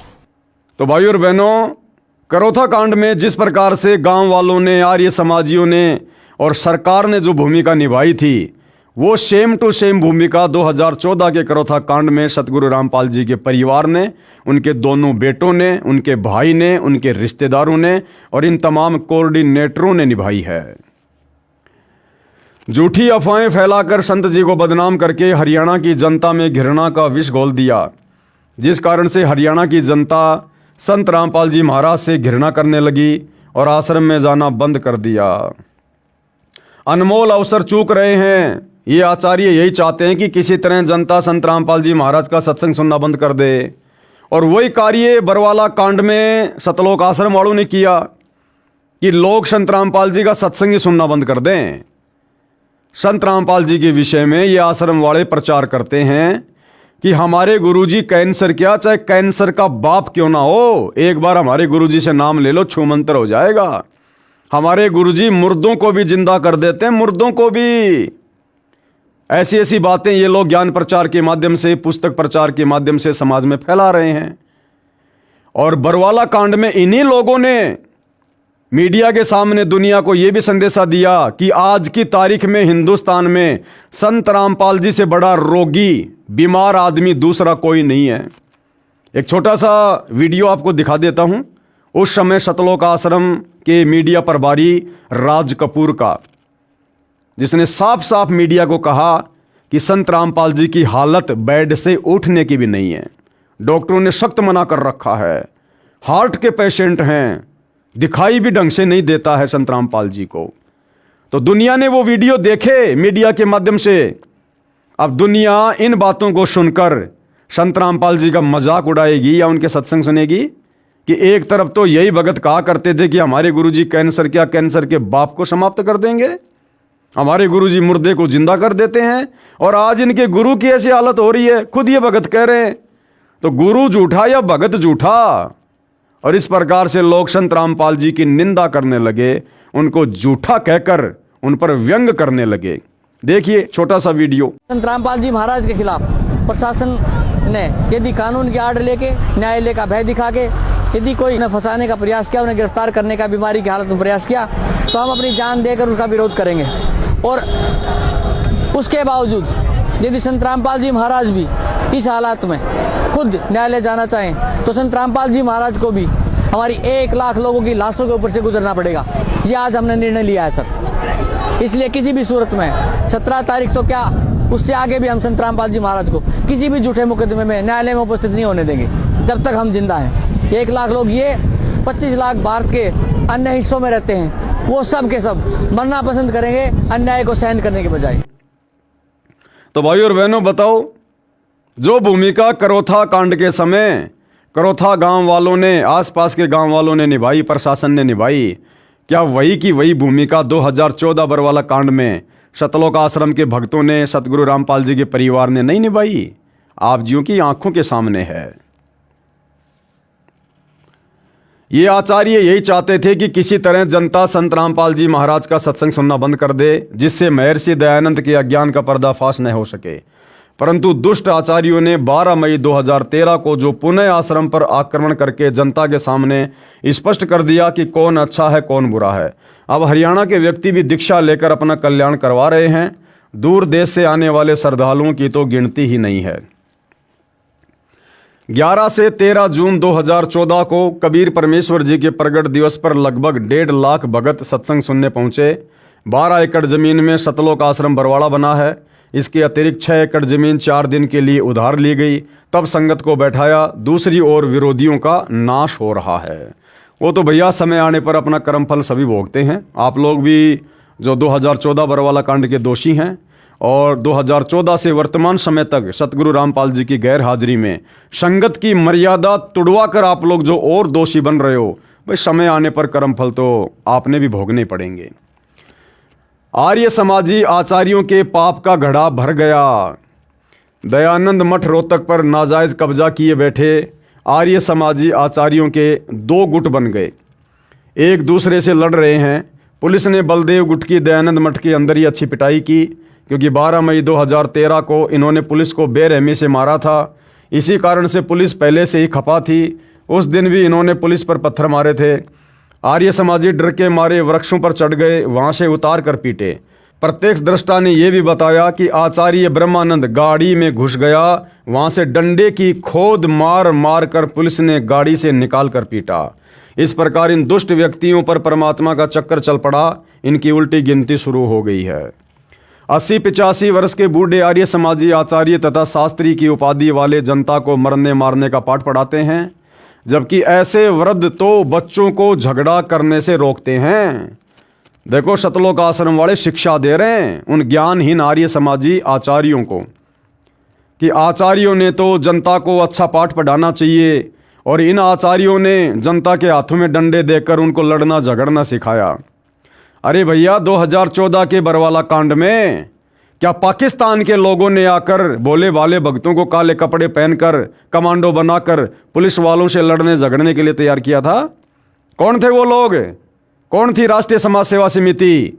यही सतलोक आश्रम मैनेजमेंट हरियाणा वाले, सतगुरु रामपाल जी के परिवार वाले। इन्हीं लोगों ने काले कपड़े पहना कर बरवाला कांड के समय भक्तों को कमांडो बनाया, हाथों में हथियार पकड़ाए। एक छोटा सा वीडियो आपको दिखाता हूं भाइयों और बहनों। सतलोक आश्रम के एक अन्य मीडिया प्रभारी राहुल का, जो कि सतलोक आश्रम में जिस समय सतगुरु रामपाल जी सत्संग किया करते थे, वो सत्संगों को रिकॉर्ड करने की सेवा किया करता था। जो व्यक्ति वर्तमान में जमानत पर बाहर है, और इन आश्रम वालों ने जो सान न्यूज चैनल खोल रखा है उसमें रिपोर्टर है।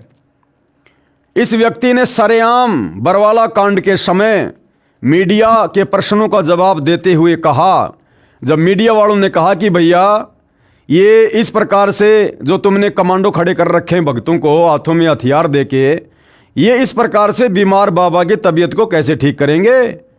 अरे बाबा अगर बीमार है तो उसके लिए तो भक्तों ने हाथ जोड़ के भगवान से प्रार्थना करनी चाहिए, और भगत तो गुंडे बन के खड़े हुए हैं यहां पर। तो वो व्यक्ति राहुल कहता है कि ये जितने भी व्यक्ति हैं जो डंडे लेकर खड़े हैं काले कपड़े पहनकर, ये संत रामपाल जी के भगत नहीं हैं, ये राष्ट्रीय समाज सेवा समिति के सदस्य हैं। अरे तो राष्ट्रीय समाज सेवा समिति कोई पाकिस्तान की थी क्या? तुम आश्रम वालों ने तो आश्रम के भक्तों को काले कपड़े पहना कर खड़ा किया था। 2010 में सतलोक आश्रम में सतगुरु रामपाल जी के दोनों बेटों ने, उनके भाई ने तो ये संगठन खड़ा किया था, और कह रहा कि ये जितने भी लोग हैं इनके हाथों में पहले भी हथियार नहीं थे, पहले भी इनके हाथों में डंडे थे। तो डंडे भक्तों के हाथों में शोभा देते हैं क्या? डंडा हथियार नहीं होता क्या? डंडा तुम्हारे सर पर मार दिया जाए तो वो काम नहीं करेगा क्या? और कह रहा है कि ये देखिए संत रामपाल जी के भगत नहीं है, ये राष्ट्रीय समाज सेवा समिति के सदस्य हैं। अरे भैया, जो संत रामपाल जी का भगत ही नहीं था, फिर ऐसे लोगों को तुमने कमांडो क्यों बनाया? ऐसे लोगों को तुमने कमांडो बनाकर क्यों वहां पर खड़ा किया? भाई विचार करने की बात है। ये सतलोक आश्रम वाले करोथा कांड के दोषियों को ये कहकर धिक्कार रहे हैं कि भाई आर्य समाजी आचार्यों ने किराए से गुंडे लाकर करोथा कांड में आश्रम पर आक्रमण करवाया। और ये खुद कह रहे हैं इस वीडियो के माध्यम से कि ये जितने भी काले कपड़े वाले हैं जिनके हाथों में डंडे हैं, ये संत रामपाल जी के भगत नहीं है, ये राष्ट्रीय समाज सेवा समिति के सदस्य हैं। तो भैया जो सतगुरु रामपाल जी का भगत नहीं है वो क्यों अपना सिर फुड़वाने के लिए सतलोक आश्रम में जाकर डंडा लेकर खड़ा होगा? इसका मतलब वो किराए पर लेके आए थे तुम लोग। फिर तुम आश्रम वाले भी तो पुलिस वालों को मरवाने के लिए किराए पर गुंडे लेके आए थे। एक बार ये वीडियो देख लो भाई और बहनों, इनकी सारी काली करतूतें सामने आ जाएंगी, देखिएगा। आखिर हाथ में हथियार उठाकर बाबा के समर्थक बीमार बाबा की तबीयत कैसे ठीक कर सकते हैं? पहले इनके पास हथियार था, अब डंडा क्यों? देखिए, ये संत रामपाल जी महाराज जी के अनुयायी नहीं है सब, ये राष्ट्रीय समाज सेवा समिति के कमांडो हैं। और राष्ट्रीय समाज सेवा समिति के कमांडो यहाँ पर सारे सुरक्षा व्यवस्था देखते हैं। और ये पहले इनके हाथ में, आपने कहा कि पहले इनके हाथ में हथियार थे, अब इनके हाथ में लाठियां हैं। इन सभी के हाथों में पहले भी हथियार नहीं थे, इनके हाथ में पहले भी लाठियां थी। और ये यहाँ पर जो भी कोई अभद्र व्यवहार ना हो, किसी प्रकार का कोई अफरा तफरी का माहौल ना हो, इस तरह से इन्होंने लाठी डंडे यहाँ पर हाथ में। अब बताओ भाई और बहनों, उन आर्य समाजी आचार्यों में और 2014 बरवाला कांड के दोषी सतगुरु रामपाल जी के परिवार वालों में, इन सतलोक आश्रम के भक्तों में भला क्या अंतर है? वो भी किराए के गुंडे लाए और ये आश्रम वाले भी बरवाला कांड में किराए के ही गुंडे लाए थे। 80-85 वर्ष के बूढ़े आर्य समाजी आचार्य तथा शास्त्री की उपाधि वाले जनता को मरने मारने का पाठ पढ़ाते हैं, जबकि ऐसे वृद्ध तो बच्चों को झगड़ा करने से रोकते हैं और ये झगड़ा करने के लिए उकसाते हैं। तो ये जनता के नाशक हैं। इन लोगों ने भी उन बेचारे नादान भक्तों को कमांडो बनाकर बरवाला कांड में यही कहकर उकसाया कि गुरुजी का आदेश है, गुरुजी तारीख पर नहीं जाना चाहते, और अगर पुलिस आश्रम पर हमला करती है तो हमने पीछा नहीं हटना, मरने और मारने के गुरुजी ने आदेश दे रखे हैं। तो क्या तुम लोगों ने नहीं उकसाया बेचारे भोले भाले भक्तों को? अपने 6 भाई बहनों की तुमने वहां पर मौत करवा दी। ये झगड़ा करने के लिए उकसाते हैं तो ये जनता के नाशक हैं, ये सिमटते जा रहे हैं क्योंकि ये झूठे तथा उपद्रवी व्यक्ति हैं। संत रामपाल जी महाराज विश्व कल्याणार्थ परिश्रम कर रहे हैं, जो सत्य पर डटे हैं वे विश्व में फैलते जा रहे हैं। प्रत्येक महीने लगभग 25,000 नए भगत उपदेश लेकर हमारे साथ जुड़ रहे हैं। भूपेंद्र सिंह हुड्डा का तो बहुत बुरा हाल होगा, समय आने पर दिखाएंगे, इसने तो पाप की मालगाड़ी भर ली। भाई और बहनों, ये पुस्तक मैंने नहीं लिखी है, इस पुस्तक का नाम है भोगेगा अपना किया रे। ये पुस्तक बरवाला कांड 2014 से पहले इसी राष्ट्रीय समाज सेवा समिति ने सतलोक आश्रम वालों ने लिखी थी। और क्या लिख रहे हैं इस पुस्तक में जरा गौर करना। मुख्यमंत्री भूपेंद्र सिंह हुड्डा का तो बहुत बुरा हाल होगा, और उसी मुख्यमंत्री भूपेंद्र सिंह हुड्डा का 2019 में जिन सतलोक आश्रम वालों ने, सतगुरु रामपाल जी के परिवार वालों ने खुलकर समर्थन किया चुनाव में, फिर उनका कैसा हाल होगा? अगर इसका बुरा हाल होगा तो क्या इसके कुकर्मों में साथ देने वाले का बुरा हाल नहीं होगा? अरे गुरुदेव ने हमें बताया कि गलत काम करना और गलत काम में सहयोग देना दोनों माँ बाप के भागी हैं। अगर भूपेंद्र सिंह हुड्डा का बुरा हाल होगा आने वाले समय में, तो भैया 2019 के चुनाव में खुलकर इसका समर्थन करने वाले सतलोक आश्रम वालों का क्या होगा? समय आने पर दिखाएंगे। तो समय का इंतजार करो भाई, जिस समय उसके बुरे दिन आएंगे पीछे पीछे तुम्हारे भी आएंगे, क्योंकि सहयोग तो तुमने भी किया उसका। इसने तो पाप की मालगाड़ी भर ली। फिर ऐसे पापी व्यक्ति का 2019 में चुनाव में समर्थन करके वोट डालकर तुमने कौन सा भैया पुण्यों की मालगाड़ी भर ली? तुमने भी तो सहयोग करके पाप कर्मों की मालगाड़ी भरी होगी ना। भ्रष्ट जजों का बुरा इतिहास। यदि पुलिस ने गलत धारा लगाकर मुकदमा बनाकर न्यायालय में पेश कर दिया तो जज का प्रथम कर्तव्य है कि पहले धारा ठीक की जाए, फिर मुकदमे की कार्रवाई शुरू की जाए। ऐसा न करके अन्याय किया है, आगे क्या आशा है ये न्याय करेंगे? अधिक जानकारी के लिए पढ़िए पुस्तक के पेज 125 पर। कुछ भ्रष्ट जज भी निजी स्वार्थ के लिए न्याय नहीं कर रहे हैं, उनका भी बुरा हाल होगा। समय आने पर फिर से नई किताब, नया इतिहास बनाया जाएगा। महर्षि दयानंद के पाप का घड़ा भरा, भुगत कर मरा। महर्षि दयानंद जी ने परमेश्वर कबीर जी की अभद्र अप्रमाणित आलोचना, निंदा की, जिसके कारण उनकी मृत्यु हुई।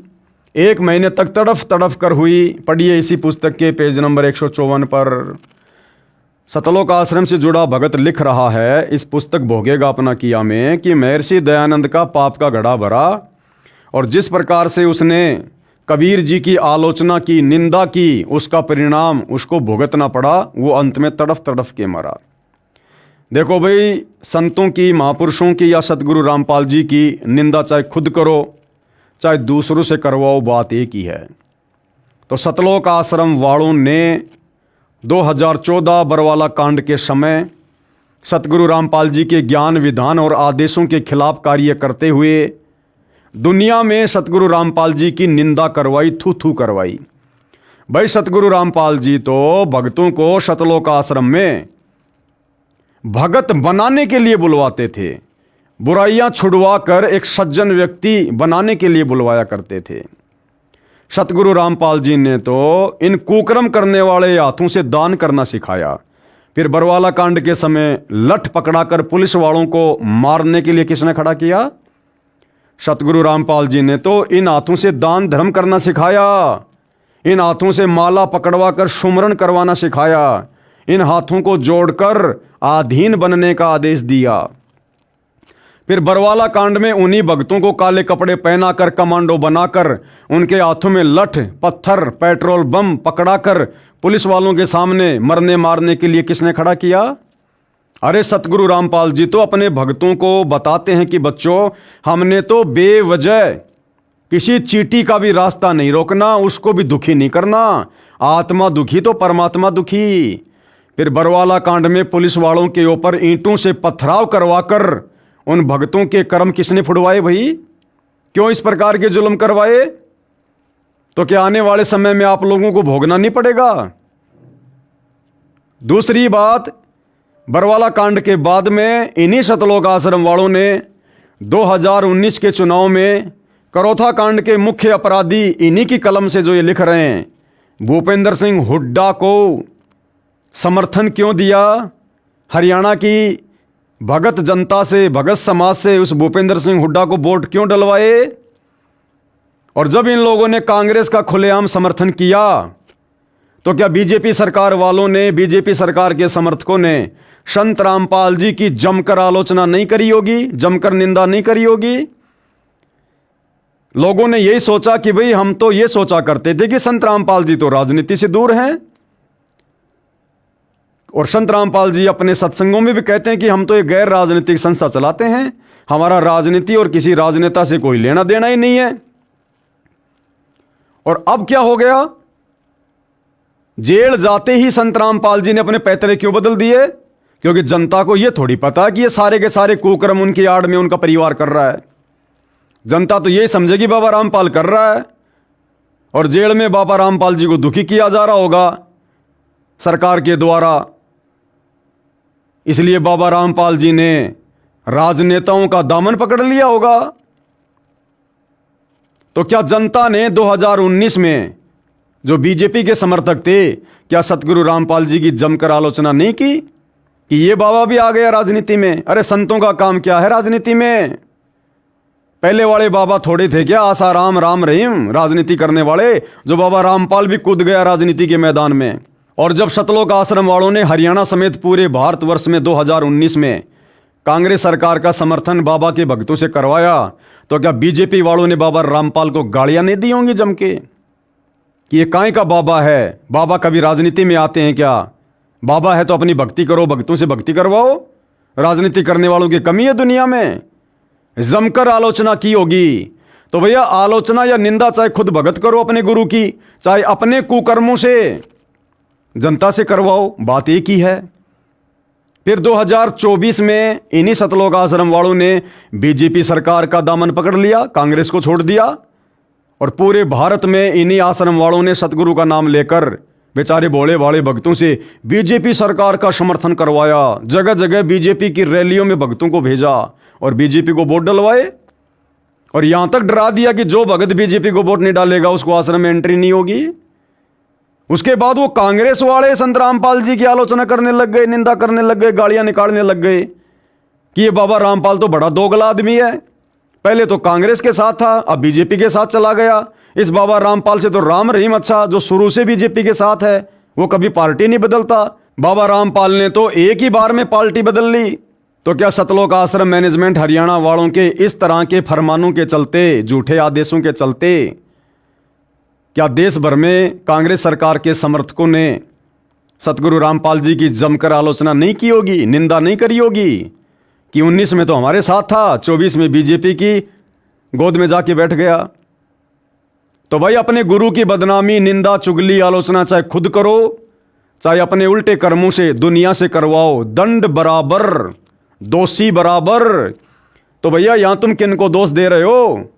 यहां सतलोक आश्रम वाले महर्षि दयानंद को दोषी बता रहे हैं कि उसने कबीर जी की आलोचना की, जिस कारण से उसकी मृत्यु 1 महीने तक तड़फ तड़फ कर हुई। तो भैया आप लोग अपना भी हिसाब किताब लगा लेना। तुम लोगों ने तो देश भर में संत रामपाल जी की 2014 बरवाला कांड में और उसके बाद लगातार अपने उल्टे कुकर्मों के माध्यम से संत जी के भक्ति विधान के विपरीत कार्य करके और नादान संगत से करवाकर वर्तमान 2025 तक तो लगातार करवाई रहे हो। हिसार जेल में बैठे अपने गुरु को खून के आंसू रुलाए रहे हो, संगत की मर्यादा तोड़वाकर उनको अकाल मौत मरवाई रहे हो। तो जिस दिन तुम्हारी बैटरी डिस्चार्ज होगी, पाप कर्म उजागर होंगे, उस दिन तुम्हारा क्या होगा लाडलो, ध्यान दे लेना। आर्य समाजियों ने माना परमात्मा के अवतार हैं। आर्य समाज के कुछ गौशाला के प्रधान तथा सदस्य वर्तमान में आजीवन कारावास की सजा भोग रहे हैं। वे रोहतक जेल में थे। वहाँ एक संत रामपाल जी महाराज के भगत से उनकी मुलाकात हुई, जो उसी जेल में वार्डन की नौकरी करता था। जब उन व्यक्तियों को सच्चाई का पता चला कि संत रामपाल जी महाराज को गलत बदनाम किया है, उन्होंने भी माना कि हमारे से गलती हुई थी, हमने सच्चाई को जाने बिना ही संत जी का विरोध किया। उन आर्य समाजी जो गौशाला के सदस्य थे, उन्होंने स्वयं भी प्रार्थना की, हम दुलीना कांड में झूठे फंसा दिए हैं, हम गौशाला के सदस्य अवश्य थे, लेकिन हमारा उस हत्या में कोई दोष नहीं था। और किस प्रकार से उन लोगों ने जेल में रहते सहते लेखक के अनुसार संत रामपाल जी को ये लेटर लिख कर दिया अपनी जमानत के लिए। सेवा में पूर्ण महात्मा परमात्मा कबीर साहब संत रामपाल महाराज जी विषय जेल आजीवन कारावास से मुक्त कराने हेतु श्रीमान जी निवेदन है कि हम 7 प्राणी जो कि झूठे 302 के मुकदमे में जेल रोहतक में बंद हैं, वह आजीवन कारावास की सज़ा काट रहे हैं। हम 7 आदमी बिना कसूर के जेल में बंद हैं। हमें दुलीना हादसा 2002 में फंसाया गया है। उसमें भीड़ ने चौकी में बंद 5 आदमी जो कि जिंदा गाय की खाल उतार रहे थे, उनको जान से मार दिया था। हम 7 आदमी झज्जर गौशाला के मेंबर हैं, इसलिए पुलिस ने हमें फंसा दिया। केस में केवल पुलिस ही गवाह है, कोई भी अन्य कोई आई विटनेस नहीं है। यहाँ रोहतक जेल में आपके भगत संजय मंदोला ने आपके बारे में बताया कि आप पूर्ण परमात्मा हैं और आपका नाम लेने से हमारे सारे कष्ट दुख दूर होंगे। हम 7 आदमी संजय मंदोला की बात पर विश्वास करके आपसे प्रार्थना करते हैं कि आप हमारी इस प्रार्थना को स्वीकार कर इस दुख की घड़ी में अपने चरणों में लेना। हमें भी पूर्ण विश्वास है कि आप परमात्मा रूप हो और हमें अवश्य कारागार से मुक्त कराओगे। हम सभी परिवार आजीवन आपके ऋणी रहेंगे।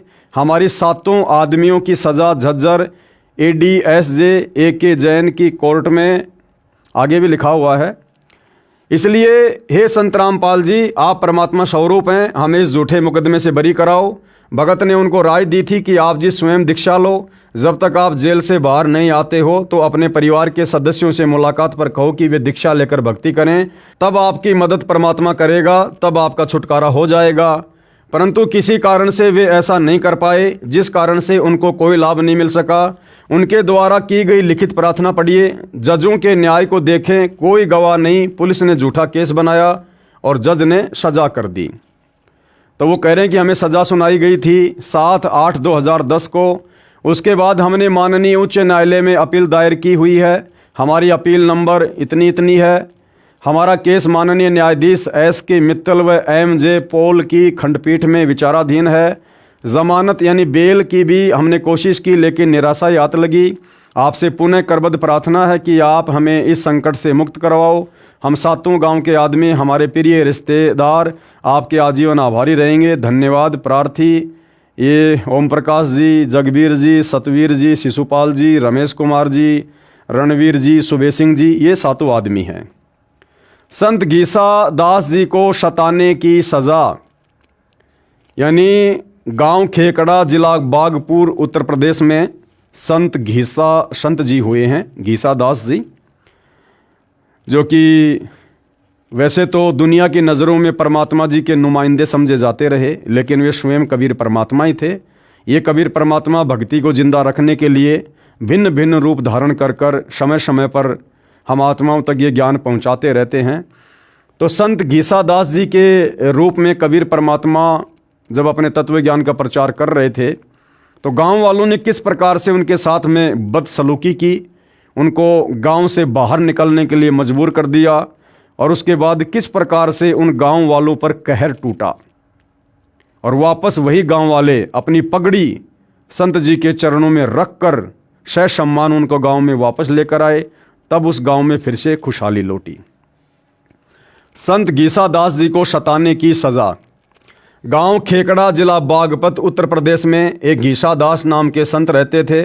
उनको परमेश्वर कबीर जी मिले थे। उसके पश्चात घीसा दास जी सत्संग करने लगे तथा नामदान करने लगे। गांव खेकड़ा, जिला बागपत, उत्तर प्रदेश में एक घीसा दास नाम के संत रहते थे। उनको परमेश्वर कबीर जी मिले थे। उसके पश्चात घीसा दास जी सत्संग करने लगे तथा नामदान करने लगे। घीसा संत देवी देवताओं की भक्ति बंद कराकर शास्त्र अनुकूल सत्य भक्ति बताते थे। जिन पाखंडी आचार्य गुरुओं की दुकानें बंद होने लगी, उन्होंने गांव के व्यक्तियों को भरमाया कि घीसा के पास रात्रि में सत्संग के बहाने स्त्रियां जाती हैं, वहां पर गलत कार्य होता है। भोले लोगों ने उन दुष्ट स्वार्थी लोगों की बातों पर विश्वास कर लिया तथा घीसा जी को गांव से निकाल दिया। संत घीसा दास जी खेकड़ा से 100 मील की दूरी पर एक गांव में रहने लगे। वहां के व्यक्तियों को बहुत लाभ होने लगे। गांव खेकड़ा में जवान मौतें होने लगी, हाहाकार मच गया। लोगों ने इकट्ठा होकर विचार किया कि यह कहर गांव में किस कारण से हो रहा है। कुछ एक नेक व्यक्तियों ने कहा कि कबीर जी की वाणी है, भाई जिस मंडल साधु नहीं, यानी जिस क्षेत्र में साधु संत भगत नहीं रहते, जैसे बिन नदी नहीं गुंजार, और बिना नदी के वहाँ पर खुशहाली नहीं होती है। तज हंसा वो देश अड़ा, ऐसे देश को, ऐसे क्षेत्र को छोड़ देना चाहिए। वहाँ जम की मोटी मार, वहाँ तो काल बैठा हुआ है, कभी भी आपत्ति आ सकती है। भावार्थ है, जैसे जिस क्षेत्र में नदी नहरें नहीं होती, वहाँ का क्षेत्र खुशहाल नहीं हो सकता। वहाँ बाग बगीचे न होने से भंवरों की गुंजार नहीं होती, अर्थात वह क्षेत्र उज्जड़ होता है। इसी प्रकार जिस क्षेत्र में संत नहीं होता, वहाँ पर यम अर्थात बुरी शक्तियों का उपद्रव होता रहता है। उस क्षेत्र के व्यक्ति बहुत कष्ट झेलते रहते हैं। इसलिए ही भगत का उस देश अर्थात क्षेत्र को त्याग देना ही हित होता है। भगवान से डरने वाले खेकड़ा गांव के व्यक्ति कह रहे थे कि हमने घीसा भगत को गांव से निकाल दिया, शायद इसी कारण से ये सब दुख गांव पर पड़ा है। परंतु उस बात पर कोई ध्यान नहीं दिया गया। कई वर्ष तक घनी जनहानि होने के पश्चात किसी जंतर मंत्र करने वाले ने बताया कि उस भगत घीसा जी को वापस लाओ, तभी बसोगे। संत घीसा दास जी को प्रार्थना करके वापस लाया गया। उस समय भी कुछ सिरफिरे विरोध कर रहे थे, परंतु धार्मिक व्यक्तियों तथा सभ्य समाज ने उन दुष्टों की बात नहीं मानी। संत घीसा दास जी को वापस गांव खेकड़ा में लाया गया। उसके पश्चात वह गांव सुख से बसा। अब भाइयों और बहनों, लेखक कह रहा है कि उस घीसा संत जी को गांव वाले वापस खेकड़ा में लेके आए, तब जाकर उस गांव में खुशहाली आई, मौत का तांडव बंद हुआ। और 2014 बरवाला कांड में तो खुद भक्तों ने अपने भगवान को, अपने गुरु को अपनी मनमानी हरकतों के चलते बरवाला कांड करवाकर हिसार जेल में बैठने के लिए मजबूर कर दिया। इसीलिए तो आज सतगुरु रामपाल जी की संगत पर कहर टूट रहा है। गांव का नंबरदार जो बहुत बड़ा किसान जाट था, जिसके पास 900 बीघा अर्थात 500 एकड़ जमीन थी, वह ज्ञान को समझकर संत घीसा जी का शिष्य बना, जिसका नाम था जीता जाट नंबरदार। पूरा गांव संत गीसा दास जी का भगत बनकर सुख से बसा। संत गीसा दास जी का जन्म सन 1803 में खेकड़ा गांव में हुआ था। 30 वर्ष की आयु में सन 1833 में गांव से निकाले गए, फिर कई वर्ष के पश्चात वापस लाए गए। तब से आज तक उस खेकड़ा गांव में संत गीसा दास जी के नाम का मेला भरता है। उनकी अमृतवाणी का पाठ तथा सत्संग होता है। इसी प्रकार संत को सजाने के कारण उस क्षेत्र करोथा आश्रम के आसपास का क्षेत्र की ये हालत हो रही है। एक गांव में एक वर्ष में 100 जवान मौत हो जाना, इससे बड़ा कहर क्या होगा।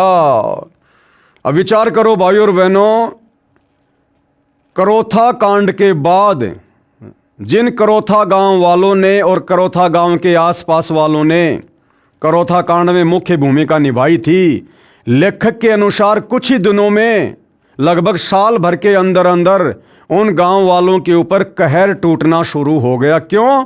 क्योंकि असल में वो लोग करोथा कांड के दोषी थे। अब भाइयों और बहनों, यदि बरवाला कांड 2014 में बरवाला कांड के दोषी बरवाला के आसपास के लोग होते, आर्य समाजी होते, तो भाइयों और बहनों आज 11 साल हो गई बरवाला कांड को।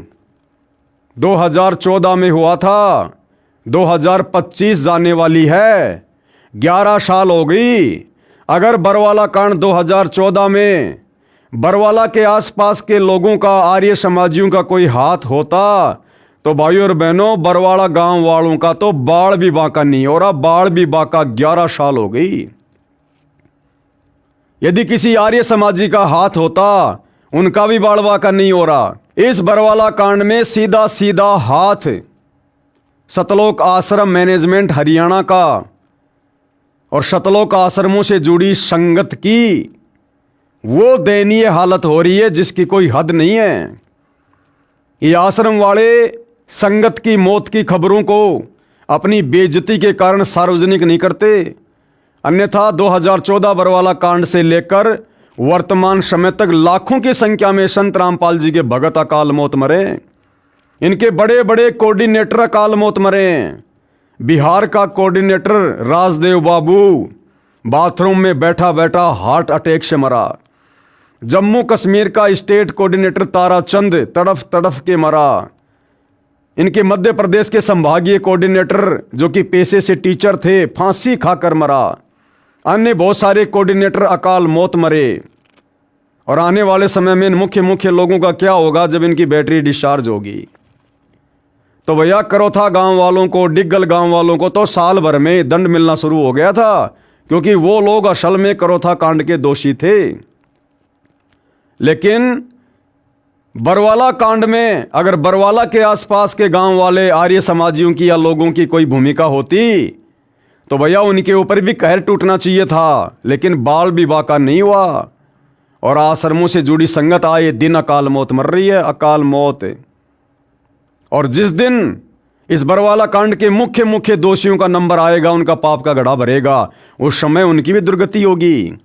ये ना सोचना कि फिलहाल संत रामपाल जी के परिवार पर, बड़े बड़े कोऑर्डिनेटरों पर, जिन्होंने राष्ट्रीय समाज सेवा समिति बनाकर 2014 में भक्तों को भरमाकर, कमांडो बनाकर, हाथों में हथियार देकर पुलिस के सामने मरने मारने को खड़ा कर दिया और खुद पीछे खड़े रहे। इन आश्रम वालों का अभी तक नंबर क्यों नहीं आया मुख्य लोगों का? तो भैया नंबर तो अभी तक करोथा कांड के मुख्य दोषी भूपेंद्र सिंह हुड्डा का भी नहीं आया, जबकि बाकी लोगों की दुर्गति हो गई। क्योंकि भूपेंद्र सिंह हुड्डा के पास में अभी पूर्व जन्म की भक्ति कमाई शेष है, और जिस दिन वो खत्म होगी, पाप का घड़ा भरेगा। ये आश्रम वाले खुद ही कह रहे हैं कि दुनिया देखेगी, वो दुर्गति होगी। तो ठीक इसी प्रकार बरवाला कांड के मुख्य दोषी सतगुरु रामपाल जी के परिवार के पास अभी पिछले जन्म की भक्ति मड़ाई है। वर्तमान में भी काफ़ी उन्होंने संत के साथ में रह के सेवा की है। तो भैया थोड़ी बहुत उनकी बैटरी चार्ज है, और जिस दिन वो डिस्चार्ज होगी उस दिन देखना आप भोगेगा अपना किया रे। अब भी आंखें बंद करके कष्ट झेल रहे हैं। अहंकार जीव का शत्रु होता है, नम्र व्यक्ति ही सफल होता है। उपरोक्त कथा का ये अर्थ न लगाना कि हम संत रामपाल जी महाराज को वापस करोथा आश्रम लाने के लिए आप जी को प्रेरित कर रहे हैं। परमात्मा के भेजे अवतार संत रामपाल जी महाराज ने ऐसा ज्ञान करा दिया जिस कारण से हमारे लिए करोथा आश्रम और बरवाला आश्रम कोई मायने नहीं रखता। हमारे लिए तो पूरी पृथ्वी अपनी सी हो गई है। फिर क्यों जगह जगह सतलोक आश्रम खोलकर धर्म को धंधा बना के बैठ गए तुम? अगर सारी पृथ्वी एक जैसी है तो सभी भक्तों को अपने घर पर बैठकर भक्ति करने दो।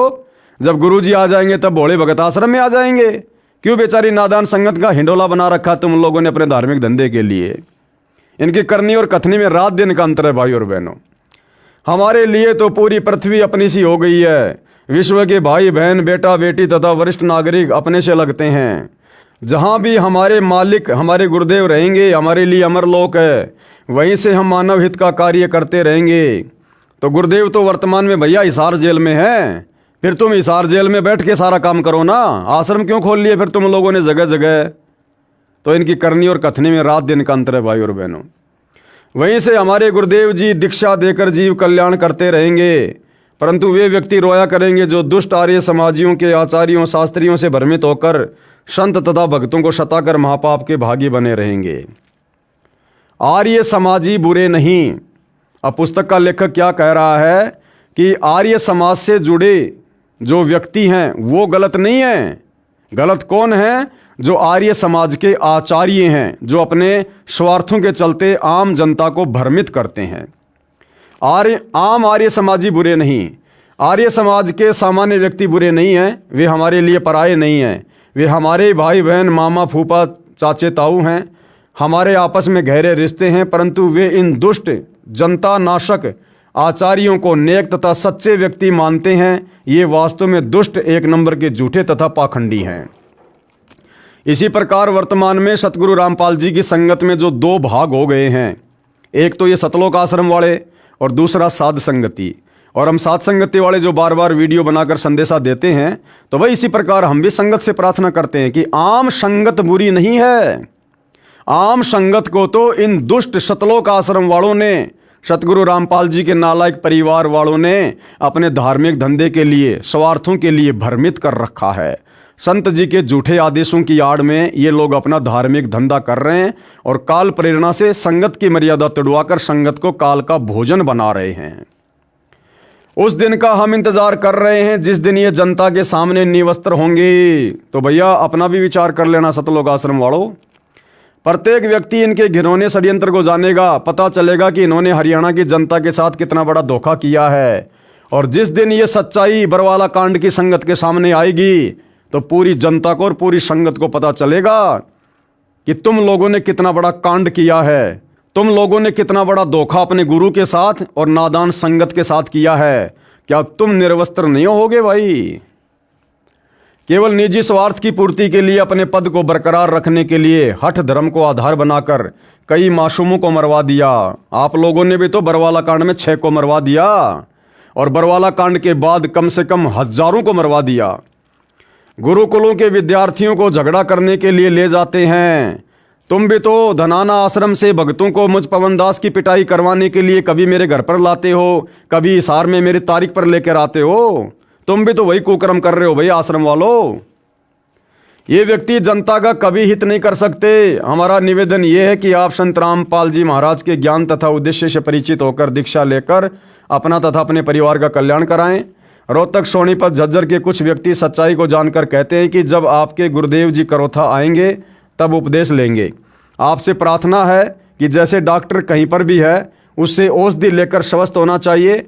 हम आप जी को परमात्मा से मिलने वाला सुख प्राप्त करने की राय दे रहे हैं, जो लाभ भारत के कोने कोने से आकर भगत प्रदान कर रहे हैं। हरियाणा की जनता पीछे क्यों रहे? आप भी परमात्मा के बच्चे हो, आप जी को भी परमात्मा की आवश्यकता है, परंतु आप जी को सत्य न बताकर असत्य का अभद्र प्रचार करके परमात्मा से दूर कर दिया गया है।